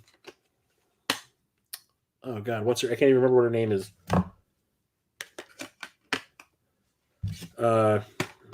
It's her on the artwork. I cannot remember what her name is. She passed away like 2 or 3 years ago. She ended up getting like dementia, and I remember reading about it and hearing about it, and like the soundtrack came out like a year before the movie did, and it had MDFMK, which was the new version of KMFDM. Like KMFDM broke up the year before, and then they reformed as MDFMK and released like one album and one single, which was the single on Heavy Metal 2000. And then they got back together and made KMFDM again.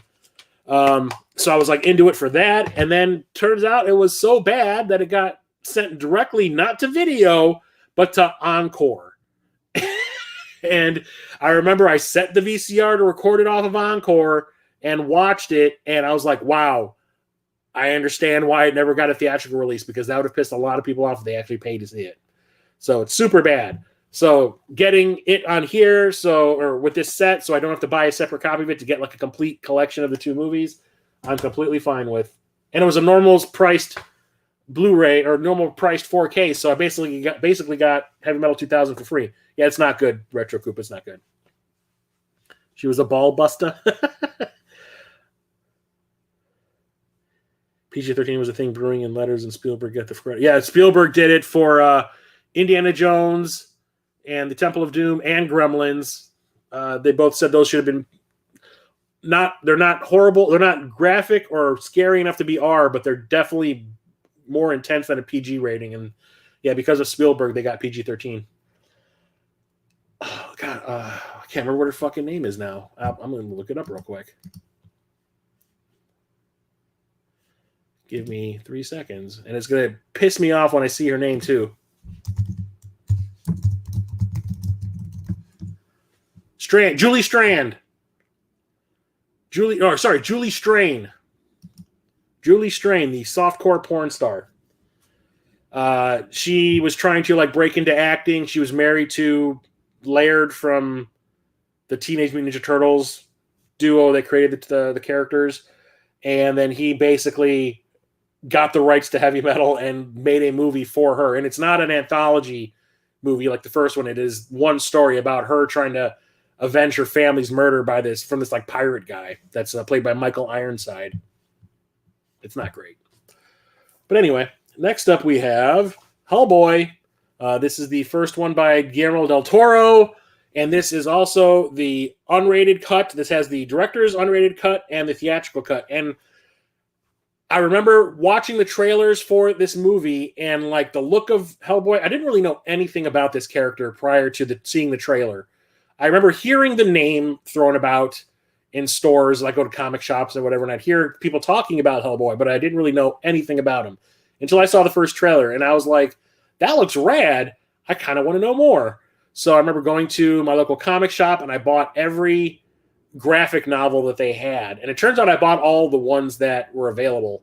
And I read them all within the space of a week. And I was like, this character is so much fun.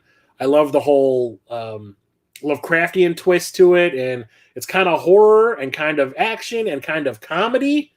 I mean, there's an entire, like, one of the, I think it was a BPRD graphic novel that I had that was just a bunch of short stories involving the characters like Abe Sapien and Hellboy and a couple of the others like Dr. Broomhold or whatever his name was. But there was one that was 1 page long. It was a 1-page story, and all it really was Hellboy discovering pancakes. And it's like he's getting fed, and he's like a little kid version of himself. He's like maybe like 10 or 11, and like somebody puts a plate of pancakes in front of him, and he's like looking at it, and he just goes, "Pancakes!" And that's the whole comic. That was the whole story. And I was like, they can do whatever they want with this character, and it was super fun. So naturally, me and my friends got together, saw it opening night, and I liked it, but I also kind of didn't like it. It wasn't like it was like straying from the comic books. Yeah, it did, but I understand that's going to happen. Some of the characters got nerfed a little bit, like Cronin, the Clockwork dude, got kind of nerfed a little bit from what he was in the comic books, and so did Rasputin. So I wasn't upset about that. I was just like, it felt like there was supposed to be more, because there were some like story threads that were left unresolved, like something would be brought up and never brought up again. Like you could tell something's leading to something and it just never happens. And it turns out I was right. It was heavily edited to avoid getting an R rating because everyone wanted it to be PG-13, because at that point in time, superhero movies could not be R rated. Everything had to be PG-13 because you got to get that money from them kids. So when it came out on home video, they released a director's cut, and I watched that. I'm like, now that's what I thought this movie should have been. It has all the violence, it has all the character development, everything they cut out it needed to be back in there, and it's a way better movie because of it. So naturally, had to get the 4K. But this is the last one I got in my collection from these movies. I didn't even realize that they were available until I picked up Hellboy 2: The Golden Army off of Groove, the Universal Studios Direct website. And this was on sale one day, and I'm like, oh, the Hellboy movies are on sale. When I was like surfing the webs, I'm like, the Hellboy movies are on sale on 4K? I'm like, I didn't know they were on 4K. Get it. Then I remembered I can't get part 1 because part 1 was released by Sony and part 2 was released by Universal, so I have to find some other way to get Hellboy. But this one is definitely way better than the first movie, if you ask me. It feels more confident. All the actors feel more confident in the roles. It seems that because of the popularity of that movie, they got more money to make this one. I think it's weird that the first Hellboy made money, but Sony was like, we don't want to make another one. But Universal's like, well, we do. So we'll buy the rights from you to make a sequel. And they threw even more money. I think they just wanted to work with Guillermo del Toro on something, and this is what they picked. And it's got way more world-building stuff going on in it. It feels like more epic and big. And I absolutely love it. The action scenes are fantastic. The special effects are great. It's amazing. I absolutely think it's great. I keep on saying great. I usually do. So I ended up getting the first one off of Amazon, dirt cheap. So how's everybody doing tonight? Today was a very, not busy day, but just very tiring, like emotionally tiring. So I'm like not all there right now. But then because Hellboy 2 did not live up to expectations financially, and I guess the talks for part 3 fell through because originally I guess it was set up to be a trilogy because that second one kind of ends on a little bit of a cliffhanger. And Guillermo del Toro and Ron Perlman were like, this is probably not going to happen at this point. And I even saw Ron Perlman at C2E2 in 2012, it might have been 2011, 2012. I think it was 2012, where he was on stage talking about like Sons of Anarchy and working on Teen Titans, I think it was, because he was the voice of Deathstroke. And somebody, of course, is like, when are we going to get Hellboy 3? And he's just kind of like, he's like, trust me, I want it. Trust me, Guillermo del Toro wants it. And he goes, I know you all want it, but the studios apparently don't. So he goes, don't expect that. He goes, I would do it at a heartbeat. I would drop everything. I would drop Sons of Anarchy to go make a third one. But he goes, so none of the studios want to do it. So they ended up rebooting it in 2018. I want to say 2018 or 2019, because I remember this came out the weekend of the Midwest Gaming Classic. And did not get a chance to see it because, like I said, MGC was the weekend that this was released. And then the next week when I would have gone to see it, if nothing else was playing, something else did come out that I wanted to see instead. So now the lead character, the title character, is played by David Harbour from Stranger Things. He's the sheriff. And he does a good job. I think he's great in the part. I think he definitely has the physicality the same way Ron Perlman did from the other movies. And this is directed by Neil Marshall, the guy that I talked about last week with Doomsday, Descent, Dog Soldiers. All his movies start with D's. D's nuts. Directed a bunch of episodes of Game of Thrones, and I think he was nominated for like an Emmy or something for it. But yeah, he felt like the wrong person for this because from what it sounds like, he was fighting with everybody while he was making this. He wanted to be a certain way. He wanted it to be like the look of the movie to be a certain way. He wanted the feel of it. And like, I guess the studio and David Harbour were fighting him at every turn, saying like, that's not what they signed on for. You know, they wanted to be more mainstream because they wanted to avoid part two being kind of a bomb. They wanted to make this as commercial as possible. And he was like, no, I want this to be like intense and not all that funny. And they're like, nope, that's not what we're going to do. So the movie ends up kind of, I would say it's a little bit of a mess, but it's a fun mess. I really enjoy it. It does have a cool scope to it, and the effects are great, but I could see why a lot of people did not enjoy it at all. I got a kick out of it, though. That's mostly because I'm a fan of the character. Next up is Hereditary, which is I think the first movie from Ari Aster, who was like this new name in horror when this was released, and I do think it got great reviews. I don't know if it was like the critics or the audience reviews that were the good ones. I could probably look it up, and I don't care. And I remember like hearing so many people talking about it, and the trailers kind of made me curious about it too, that I went and saw it eventually. I want to say it was out for 2 or 3 weeks at the time, and I was not prepared for what happens in this movie. It ended up being disturbing on multiple levels. So it's about a family that is very dysfunctional. The youngest child in the family kind of has a weird facial deformity, and the older brother goes to a party one day, and the parents force the younger sister to go along, or force him to take his younger sister to go along, and she's allergic to nuts, and somebody gives her like a peanut butter cake or something, and she eats it, and she starts to go into anaphylactic shock, and when the son is on the way taking her to the hospital, she sticks her head out to barf of the car, and she hits a telephone pole, and it takes her head off. It is one of the craziest things I saw in a movie. I remember going like, oh! And then like the family starts to fall apart after that. And then all of a sudden family secrets start to get uncovered. And it ends up going in this really weird, twisted direction. And it is nuts.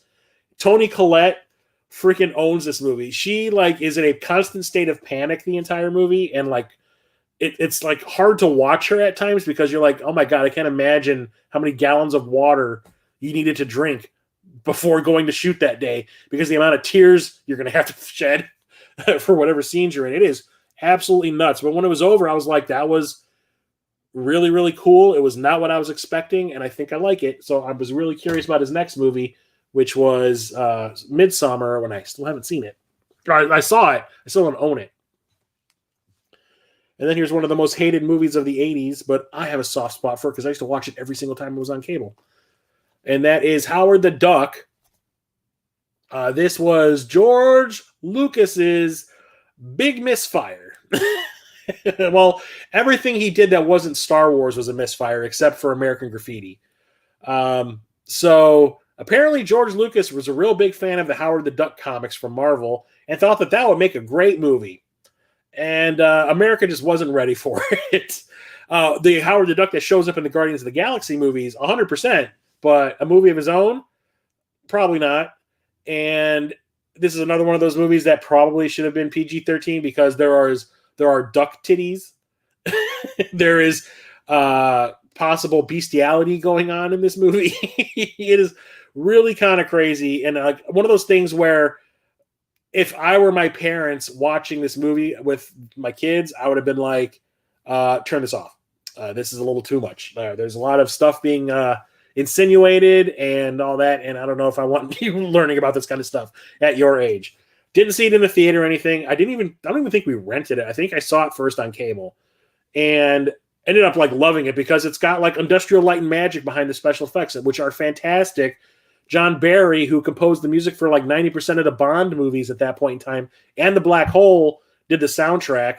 I had a crush on Leah Thompson from Back to the Future, so naturally I wanted to see it. And I just had a blast watching. And it had the principal from Ferris Bueller in it playing a demon or a space alien creature thing, which is awesome. Human and duck lovemaking, yeah. So I was always watching this. And I remember my parents in the background going like, again? I didn't care. I thought it was great. Watch it now, and you're like, I can see why people hate this because it's just a bad idea to begin with. But it's still like this. It's got that 80s charm to it, and I can't get enough of it. I love that kind of stuff. It's part of my childhood. And George Lucas took a big whooping in the press for it. You know, George Lucas made these huge movies, you know, and then he makes this, which is like considered one of the biggest bombs of all time. You know, come on, Leah Thompson, like wanting to sleep with a duck man. What was he thinking? Anyway. Here's one of my favorite werewolf movies, and that's The Howling. Still haven't opened this, though. This is, I want to say, the first movie I bought when I was like, okay, I'm fully in on 4K now because I bought this at the same time I bought my current 4K Samsung television. I had a 4K television before, but it was shit. It was a Vizio that my mother had bought me as a gift, and within a year, that thing crapped out. And I never really wanted to watch any 4K anything on it because I had a couple of 4Ks in my collection already, and whenever I would watch them on my Xbox One X, they looked kind of crappy. I remember saying to my brother, like, I have a 4K player, I have a 4K TV, or so it said. You know, I can't tell the difference between a 4K and a Blu-ray. And my brother was like, well, maybe there isn't really that big of a difference. Maybe it just depends on the quality of TV you have that's doing it. I'm like, it could be. I don't know. When I finally got my new TV, that's when I started to notice the difference. It was the brand of TV that was the thing that was making it look not great. So I remember like I was waiting at the Best Buy where I had pre-ordered or pre-purchased my television. I was just going there to pick it up. And while I was waiting for my friend to show up with his pickup truck, I was like putzing around in the movie section and I saw this sitting there. I'm like, well, that's the first movie I'm going to buy now that I'm fully on the 4K train. And this is by Joe Dante, who ended up going on to direct Gremlins 2, Inner Space, Joe versus the Volcano.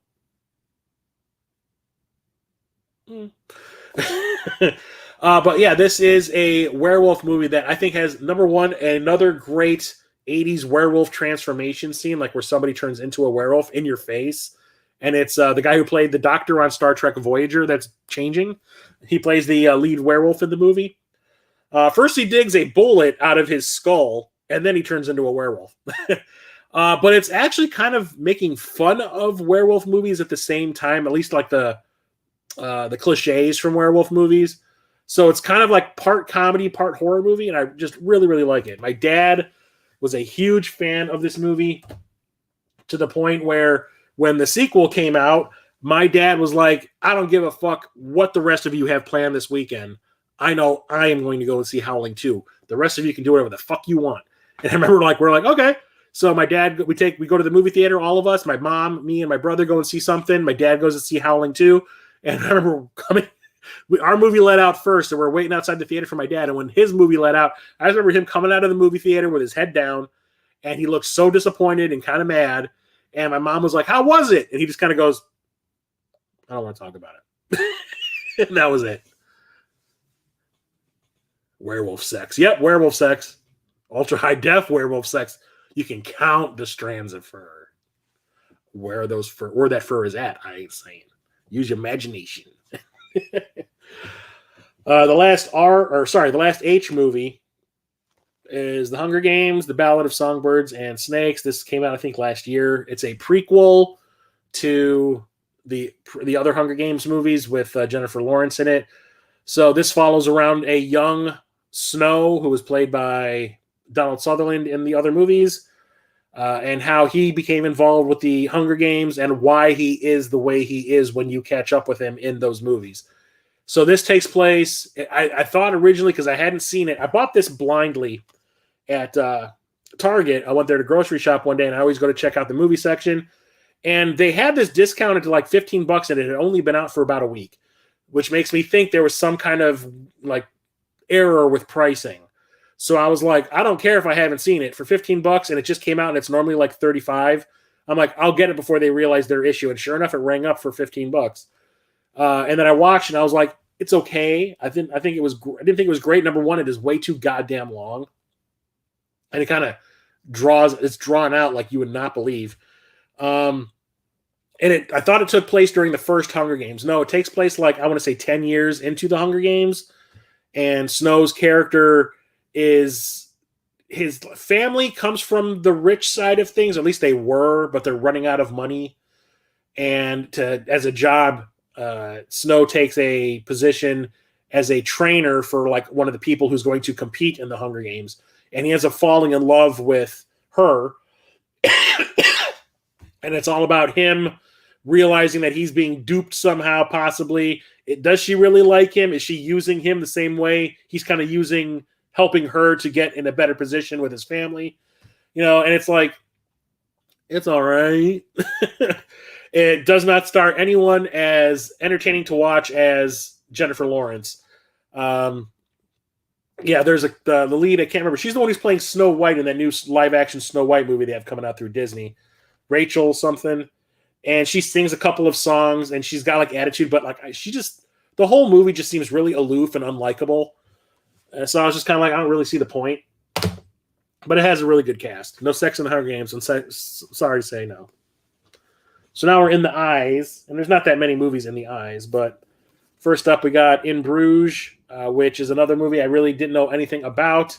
My brother came to visit this is when he was living in the city, and I was still living in the burbs. And he and his girlfriend at the time came to visit, and they're like, hey, let's go see a movie. So we went and saw this because it was basically the only thing playing that none of us had seen at that point. And Martin McDonagh, I think he ended up doing the Banshees of Inisherin or whatever that came out a few years ago that was nominated for some Oscars. I didn't really know anything about him, but apparently he was like a playwright or something, or he was a theater director or whatever. And his stuff was like supposed to be legendary. So my brother really wanted to see this. So I'm like, all right, I'll go. I like Colin Farrell and Brendan Gleeson. Let's go. And it turned out to be a really fun. It's a gangster movie, but it's also a comedy and it's also a drama.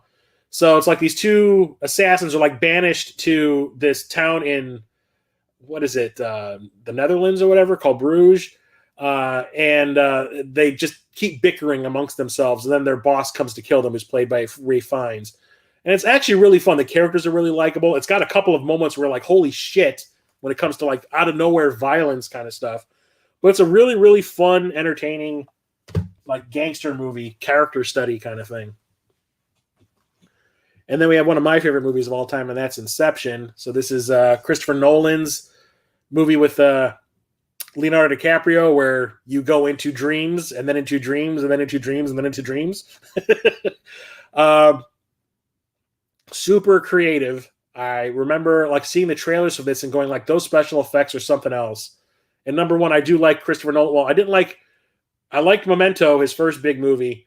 Was not a fan of his follow-up, Insomnia. I thought that was the most boring piece of shit ever.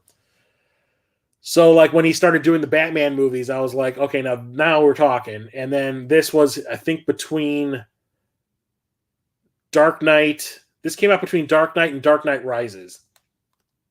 And I went and saw this with a couple of friends the first time, and then I saw it again the second time, because the first time I saw this was one of those things where I wasn't really watching it. I was absorbing. I was just like in awe of what I was seeing, like the concepts, the visuals, the music by Hans Zimmer, which is fantastic.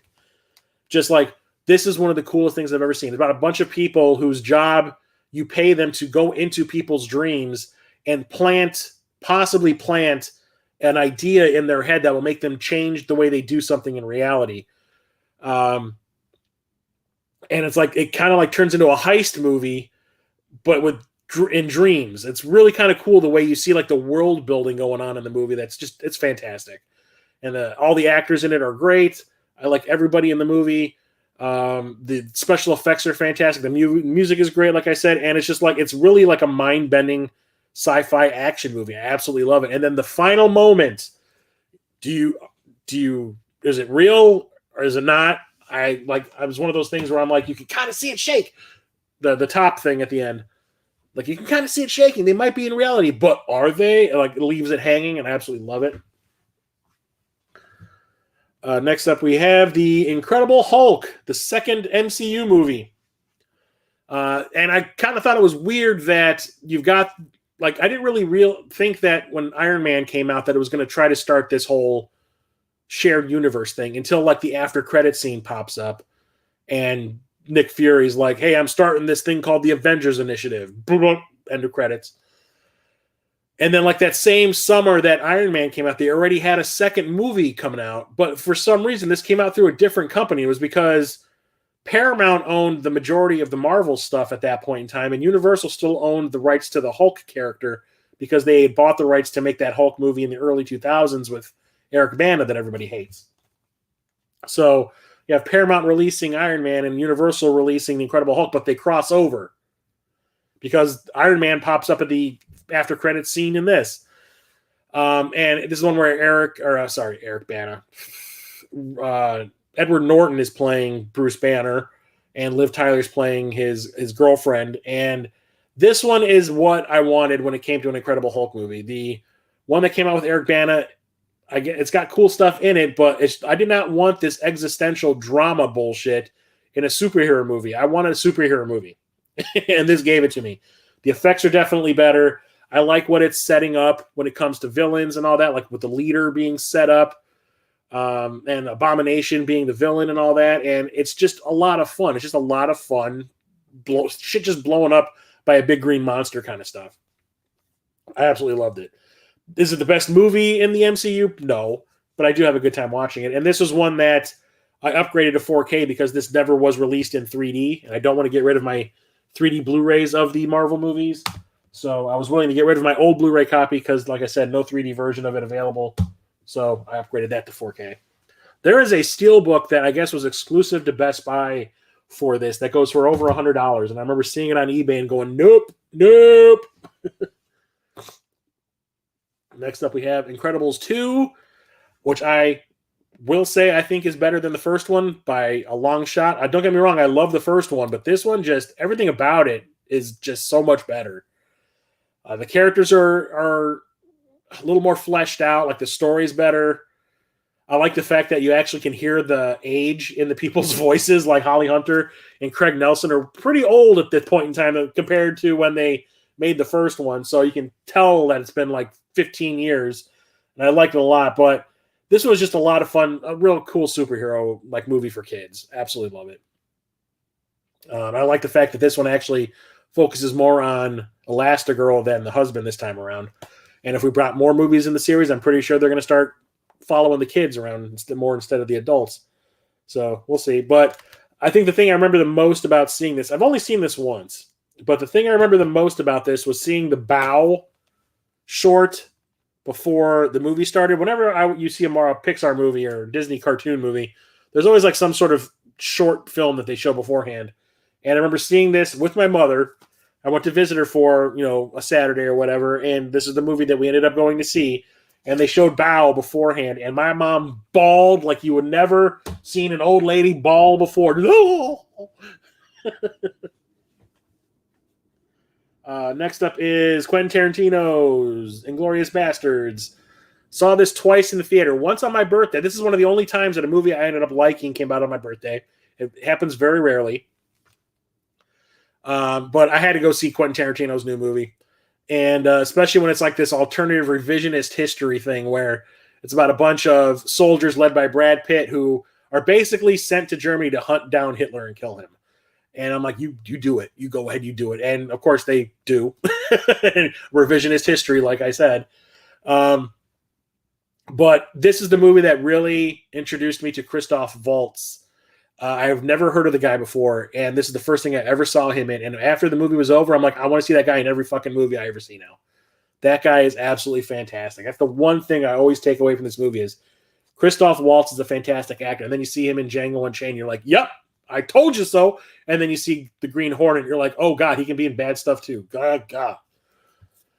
Really, really entertaining movie. It's a little long. It follows around some other characters that aren't as interesting as the soldiers are, but it's still a very entertaining movie. First time I think I took notice of Michael Fassbender. Also, the whole thing with the three in the bar where he's pretending to be a German soldier, and someone says three, and he goes three. And in Germany, when you do three on your fingers, it's this. And I know because I work for a German company. So like that's how they find out that he's an American, which I thought was great.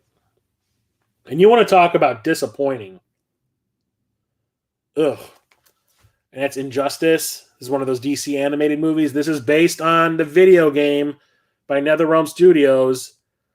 And I was like, oh, we're going to get that story from that video game in like animated movie form. I am there 110%.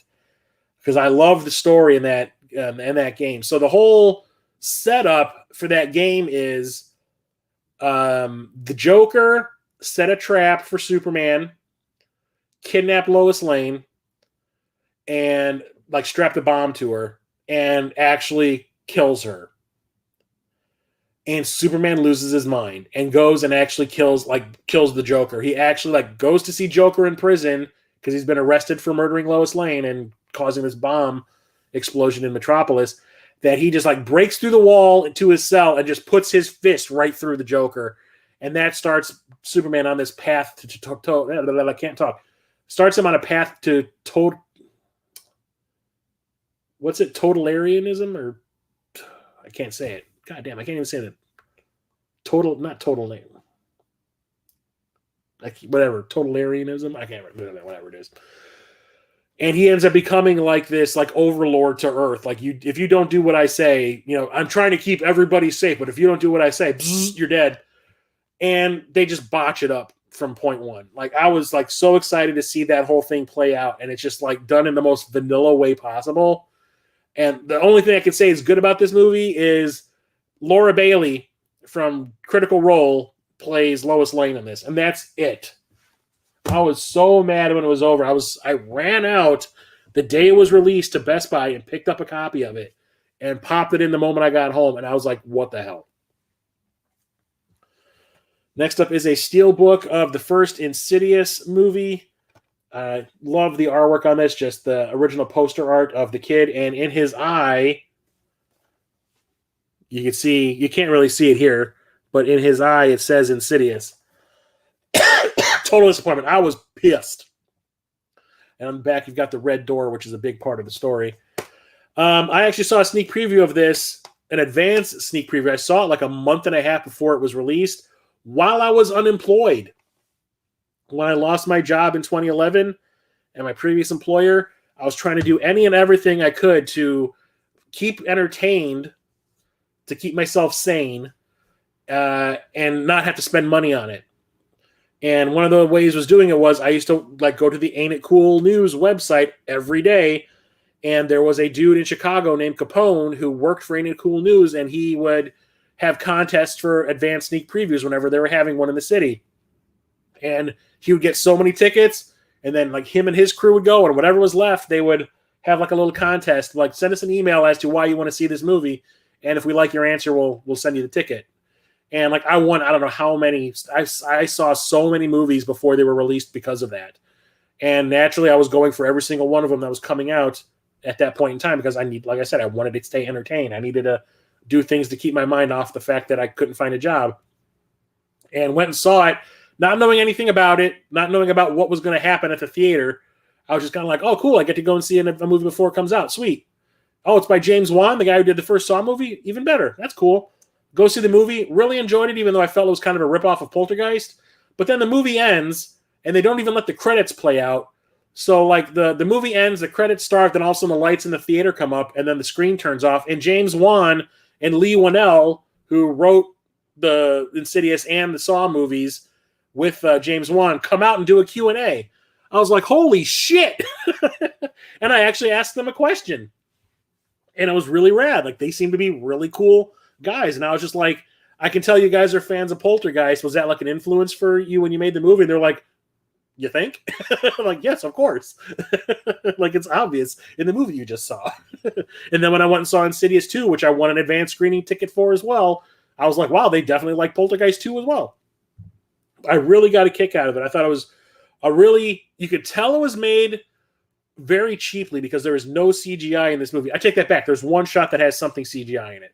But for the most part, they avoided it as much as they possibly could. It did everything real for real with like makeup effects and like camera tricks and everything just to keep the budget down. And it has a pretty good cast too. And it is actually, I think, pretty effective when it comes to being scary, although it is a lot of the boo scare type of stuff.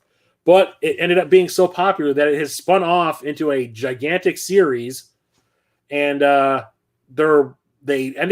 supposedly ended it with a 5th movie that came out last year, but now they're talking about making another movie. So next up we have the remake, the 70s remake of Invasion of the Body Snatchers with Donald Sutherland and Leonard Nimoy, Jeff Goldblum, Veronica Cartwright from Alien, the original Alien. And this was on cable all the time too because this is PG rated, and it definitely should not have been. This is one of those movies that definitely needed to be an R rating at the time, but I guess it wasn't considered that intense. But there are a couple of moments in here that are gross as freaking hell that freaked me the hell out. So the whole idea is like the whole pod people thing. Like alien spores come down to Earth. They grow into these pods that can make a copy of you, but they are emotionless, and they're all kind of like a hive mind thing. And then once they copy you, you die. And basically they have taken over your identity, but they have like no emotions. And they're trying to do that to the whole world. They're trying to take over the world. And a bunch of people realize what's going on and try to stop it. And there is a scene where Donald Sutherland, and the whole process happens if you're asleep.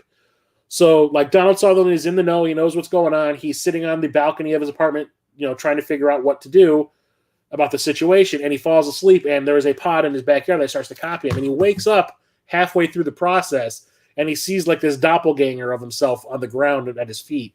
And he gets up, grabs a hoe, like the gardening tool, and brings it down on his copy's face. And you see its face collapse and like blood shoot out.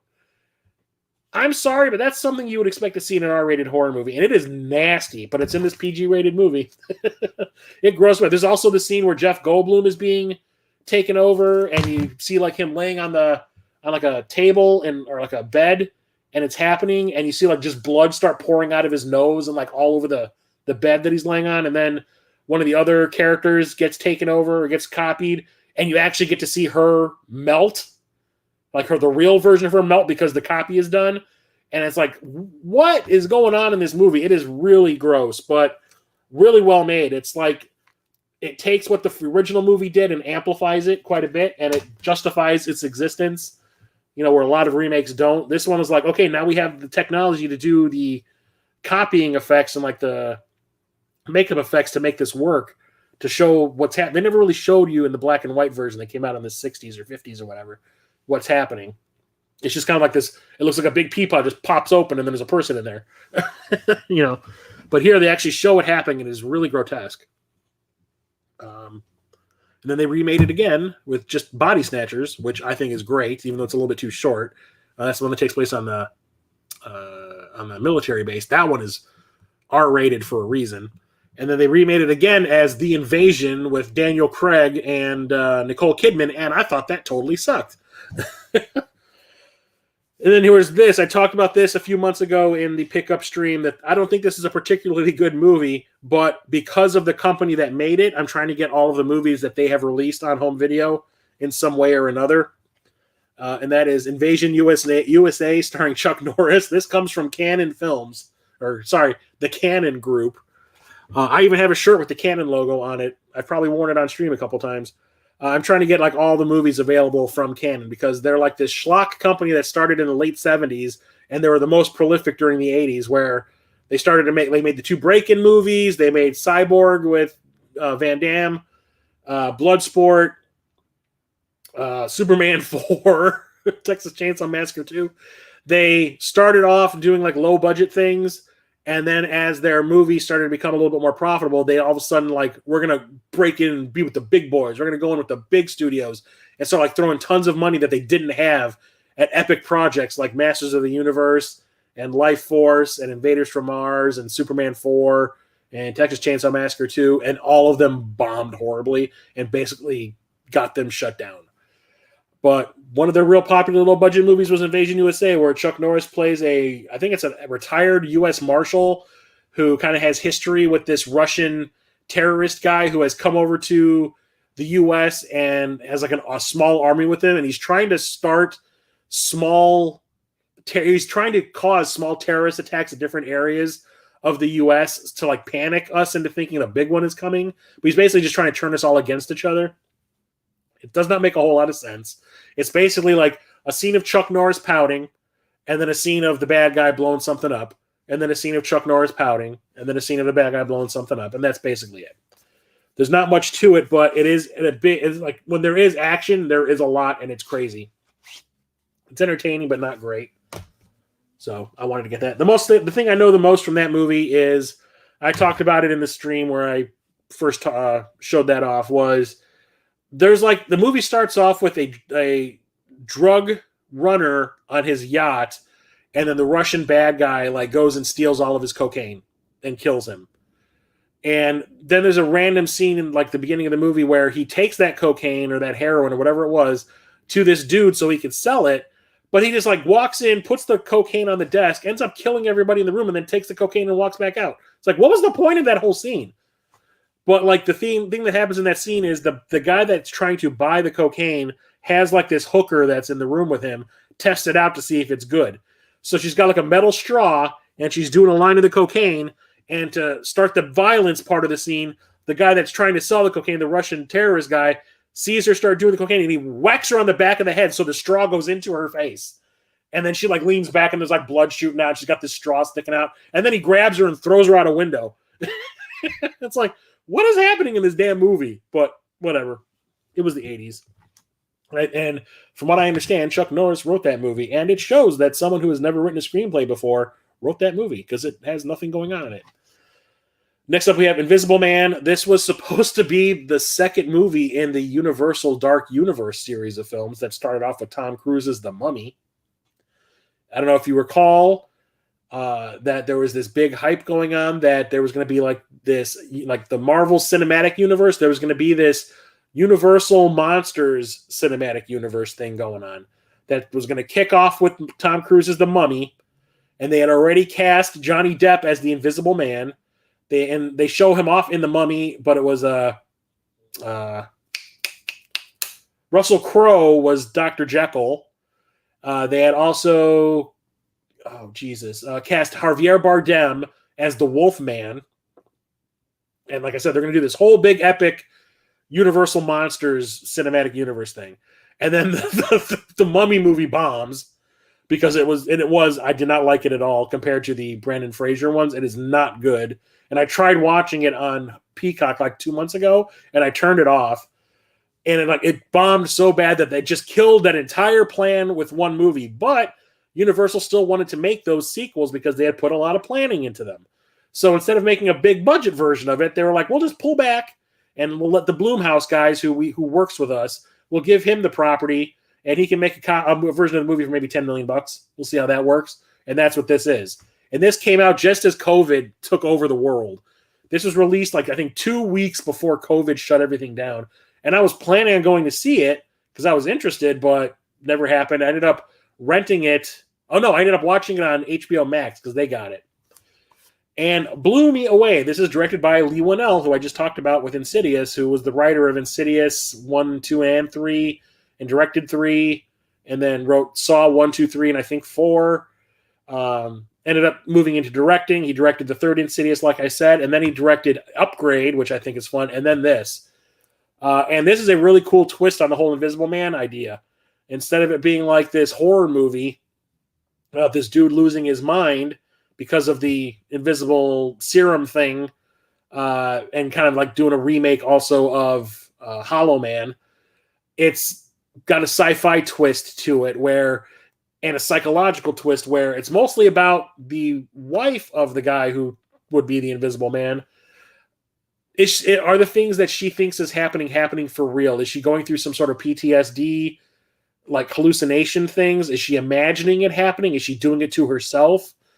And no, it turns out there's like an invisible dude chasing her. And I thought it was really well done. It's really well acted. It's clever. I like the idea behind it. I like that it's not like some weird serum bullshit. It's actually like technology, and it's really well done. The effects are great. I love it, and I love the ending of it. The ending of it is chef's kiss. And to the point where now they're talking about, it was a huge hit too. It made a ton of money before COVID shut everything down. And they're still talking about making a sequel to it because of the way it ends. Next up, we have two of the first Marvel Cinematic Universe movies, and that's the first two Iron Mans. These were never released in 3D, so I had no problem upgrading these to 4K. This is the Disney 100th Anniversary Best Buy exclusive Steelbook. This is the last thing I bought at Best Buy before they completely put the kibosh on physical media films. And I remember I went there right before they said they were going to stop selling it, and I had always seen this section in there. So the Best Buy that I would go to had like 3 racks of movies when you would first walk in the front door. There was this giant walk-around thing that was like this oblong display that always had all the new stuff on it. And then there was a smaller one next to it that had a lot of the collections on it. And there was another one that had the older movies on it. But then in the back of the store was where like the movies used to be when they used to carry a ton of them. They had like one more rack back there that had everything else. And I remember on that rack in the back, they had this section that was all these Disney Steelbooks. And every time I would walk past it, all I would see were the animated films that I did not give a shit about. They had like Aladdin and The Lion King and, like all the Disney princess stuff. And I was like, nah. So I never really paid attention. Well, this last time I really decided to do like a once over to see if there was anything there that I would remotely want to buy. And then I saw that they had Iron Man. I'm like, well, Iron Man was never released in 3D, and I still have my old Blu-ray. Let's upgrade that. And I think the cover is very simple. I love the back where he just got his repulsor hand. And I watched this that night, and I was like curious like what this looked like in 4K, and it's a really well done upgrade to 4K. It looks great. The grain is still there. It looks fantastic. And still one of the better Marvel movies. Not my favorite, but a couple of years later, the third Marvel movie we got after, so it's Iron Man, Incredible Hulk, and then Iron Man 2. And you could tell they rushed this into production to get it done as fast as possible because of what a big hit the first movie was. And this was an even bigger hit than the first one. But the thing is, I do not care for this one like at all. It felt, like I said, rushed. It felt like they were throwing way too many characters into it. They had to start doing the whole shared universe thing by throwing Black Widow into it and then bringing what's his name back, Sam Jackson, Nick Fury, and then they do the War Machine thing also in here too. And it's just like, and then the villain is Whiplash, and I think that Mickey Rourke is horribly miscast in this as Whiplash. His accent is laughably funny. I make fun of it daily still. It is so bad. And he looks so disinterested in what he's doing. He's just kind of like, I am here for a paycheck. It is so bad. I do not like this one at all. I think it is just such a bad idea. And I was like, well, this is the third movie in this shared universe, and they're already botching it up. This is going to be great. Luckily, they bounced back after this, but not a fan. But I still make fun of the Whiplash. I want the bullet. Where's bullet? That's not my bullet. I want my bullet. Next up we have It Came from Outer Space. Not a great movie at all. This came out in the 1950s during the big 3D craze that we're having back then. And this was one of those movies. My dad, I don't know if he taped it off of TV or cable or a videotape. I don't know. But my dad had this on one of his in his VHS collection that he used to have when I was a kid. And he was always trying to get me to watch it. And finally I remember watching it and I was like, yeah, it's pretty cool. And I remember watching it maybe 2 or 3 times. And then I kind of got sick of it. And I was like, okay, I'm done. And I never watched it again. But then when I started getting into collecting 3D Blu-rays, I found out that It Came from Outer Space was originally played in 3D. And I was like, oh, I wonder if this is available on Blu-ray. And if it is, if it has the 3D version on it. And sure enough, it did. So I picked it up, never got around to watching it. But then when I found out that the 4K had come out and it still has the 3D Blu-ray version in it, I was like, okay, I'll upgrade it because old black and white movies look fantastic when upgraded to 4K because of the whole HDR thing, brings the whites and the blacks out. And it's like, I can't wait to watch it. Still haven't done it though. And I still need to watch it in 3D, see if that actually works out. So we shall see. But when I was talking earlier in the box sets of my 4K box set stream, that Universal had released these like essentials, and I bought a whole bunch of them on the Groove website, which was, Big Lebowski was the one that I got on Amazon that I didn't think I probably should have been able to get there, but I did. So there's Big Lebowski, there was Jurassic Park, Schindler's List, and two other movies. This is one of them. But I don't like it enough to want to spend an extra $30 to get like that special limited edition version of it. I was like, I'll just do with this. And I found this at Best Buy randomly when I went there one time. And the last movie I'm going to talk about tonight is The Italian Job. I did not know that there was an earlier Italian Job movie that came out, I think, in the 1970s. I did not know this was a remake. I remember just like all my friends saying, hey, let's go see that new Jason Statham movie, even though he isn't the star in it. But like we go to see, this one group of friends and I always go to see Jason Statham's films. And we're like, hey, let's go see that new Jason Statham movie. And I'm like, oh, Mark Wahlberg's in it, but Charlize Theron's in it. I'm there. So really entertaining action movie that is essentially a big commercial for Mini Coopers. I mean, when it all boils down, it's a big car commercial. But it's a lot of fun. The characters are really likable. I like the way they all interact, and their chemistry is great. Edward Norton plays kind of a real son of a bitch bad guy in here, real scumbag. But it's a lot of fun. And the chase scenes, action scenes are fantastic. So saw it in the theater with a group of friends, had a blast watching it, and it's been a favorite of mine ever since. I need to sit down and watch it again. I do need to actually sit down and watch the original, which I think is available on 4K also. That's a Michael Caine movie. So that's it for tonight. That's everything between the letters G and I.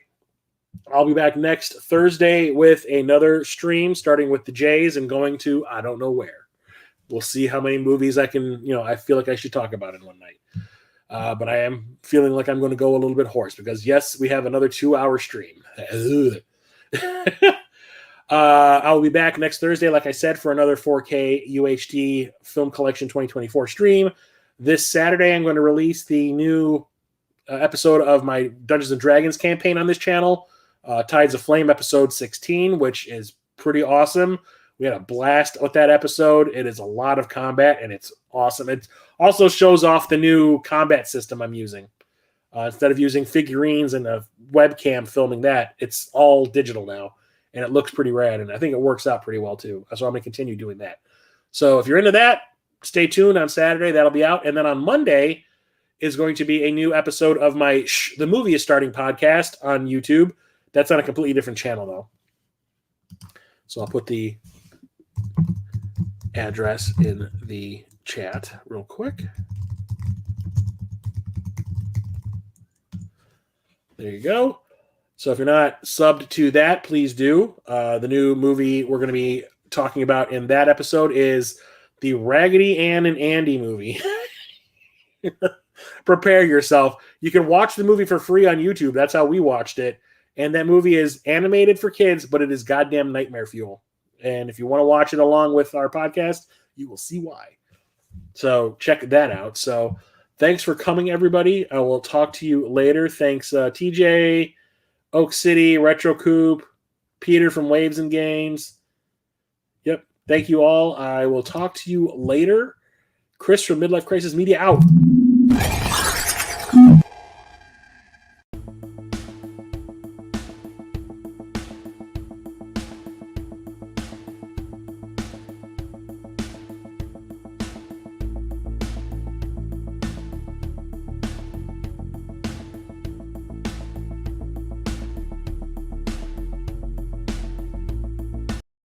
You really are the most devious bastard in New York City.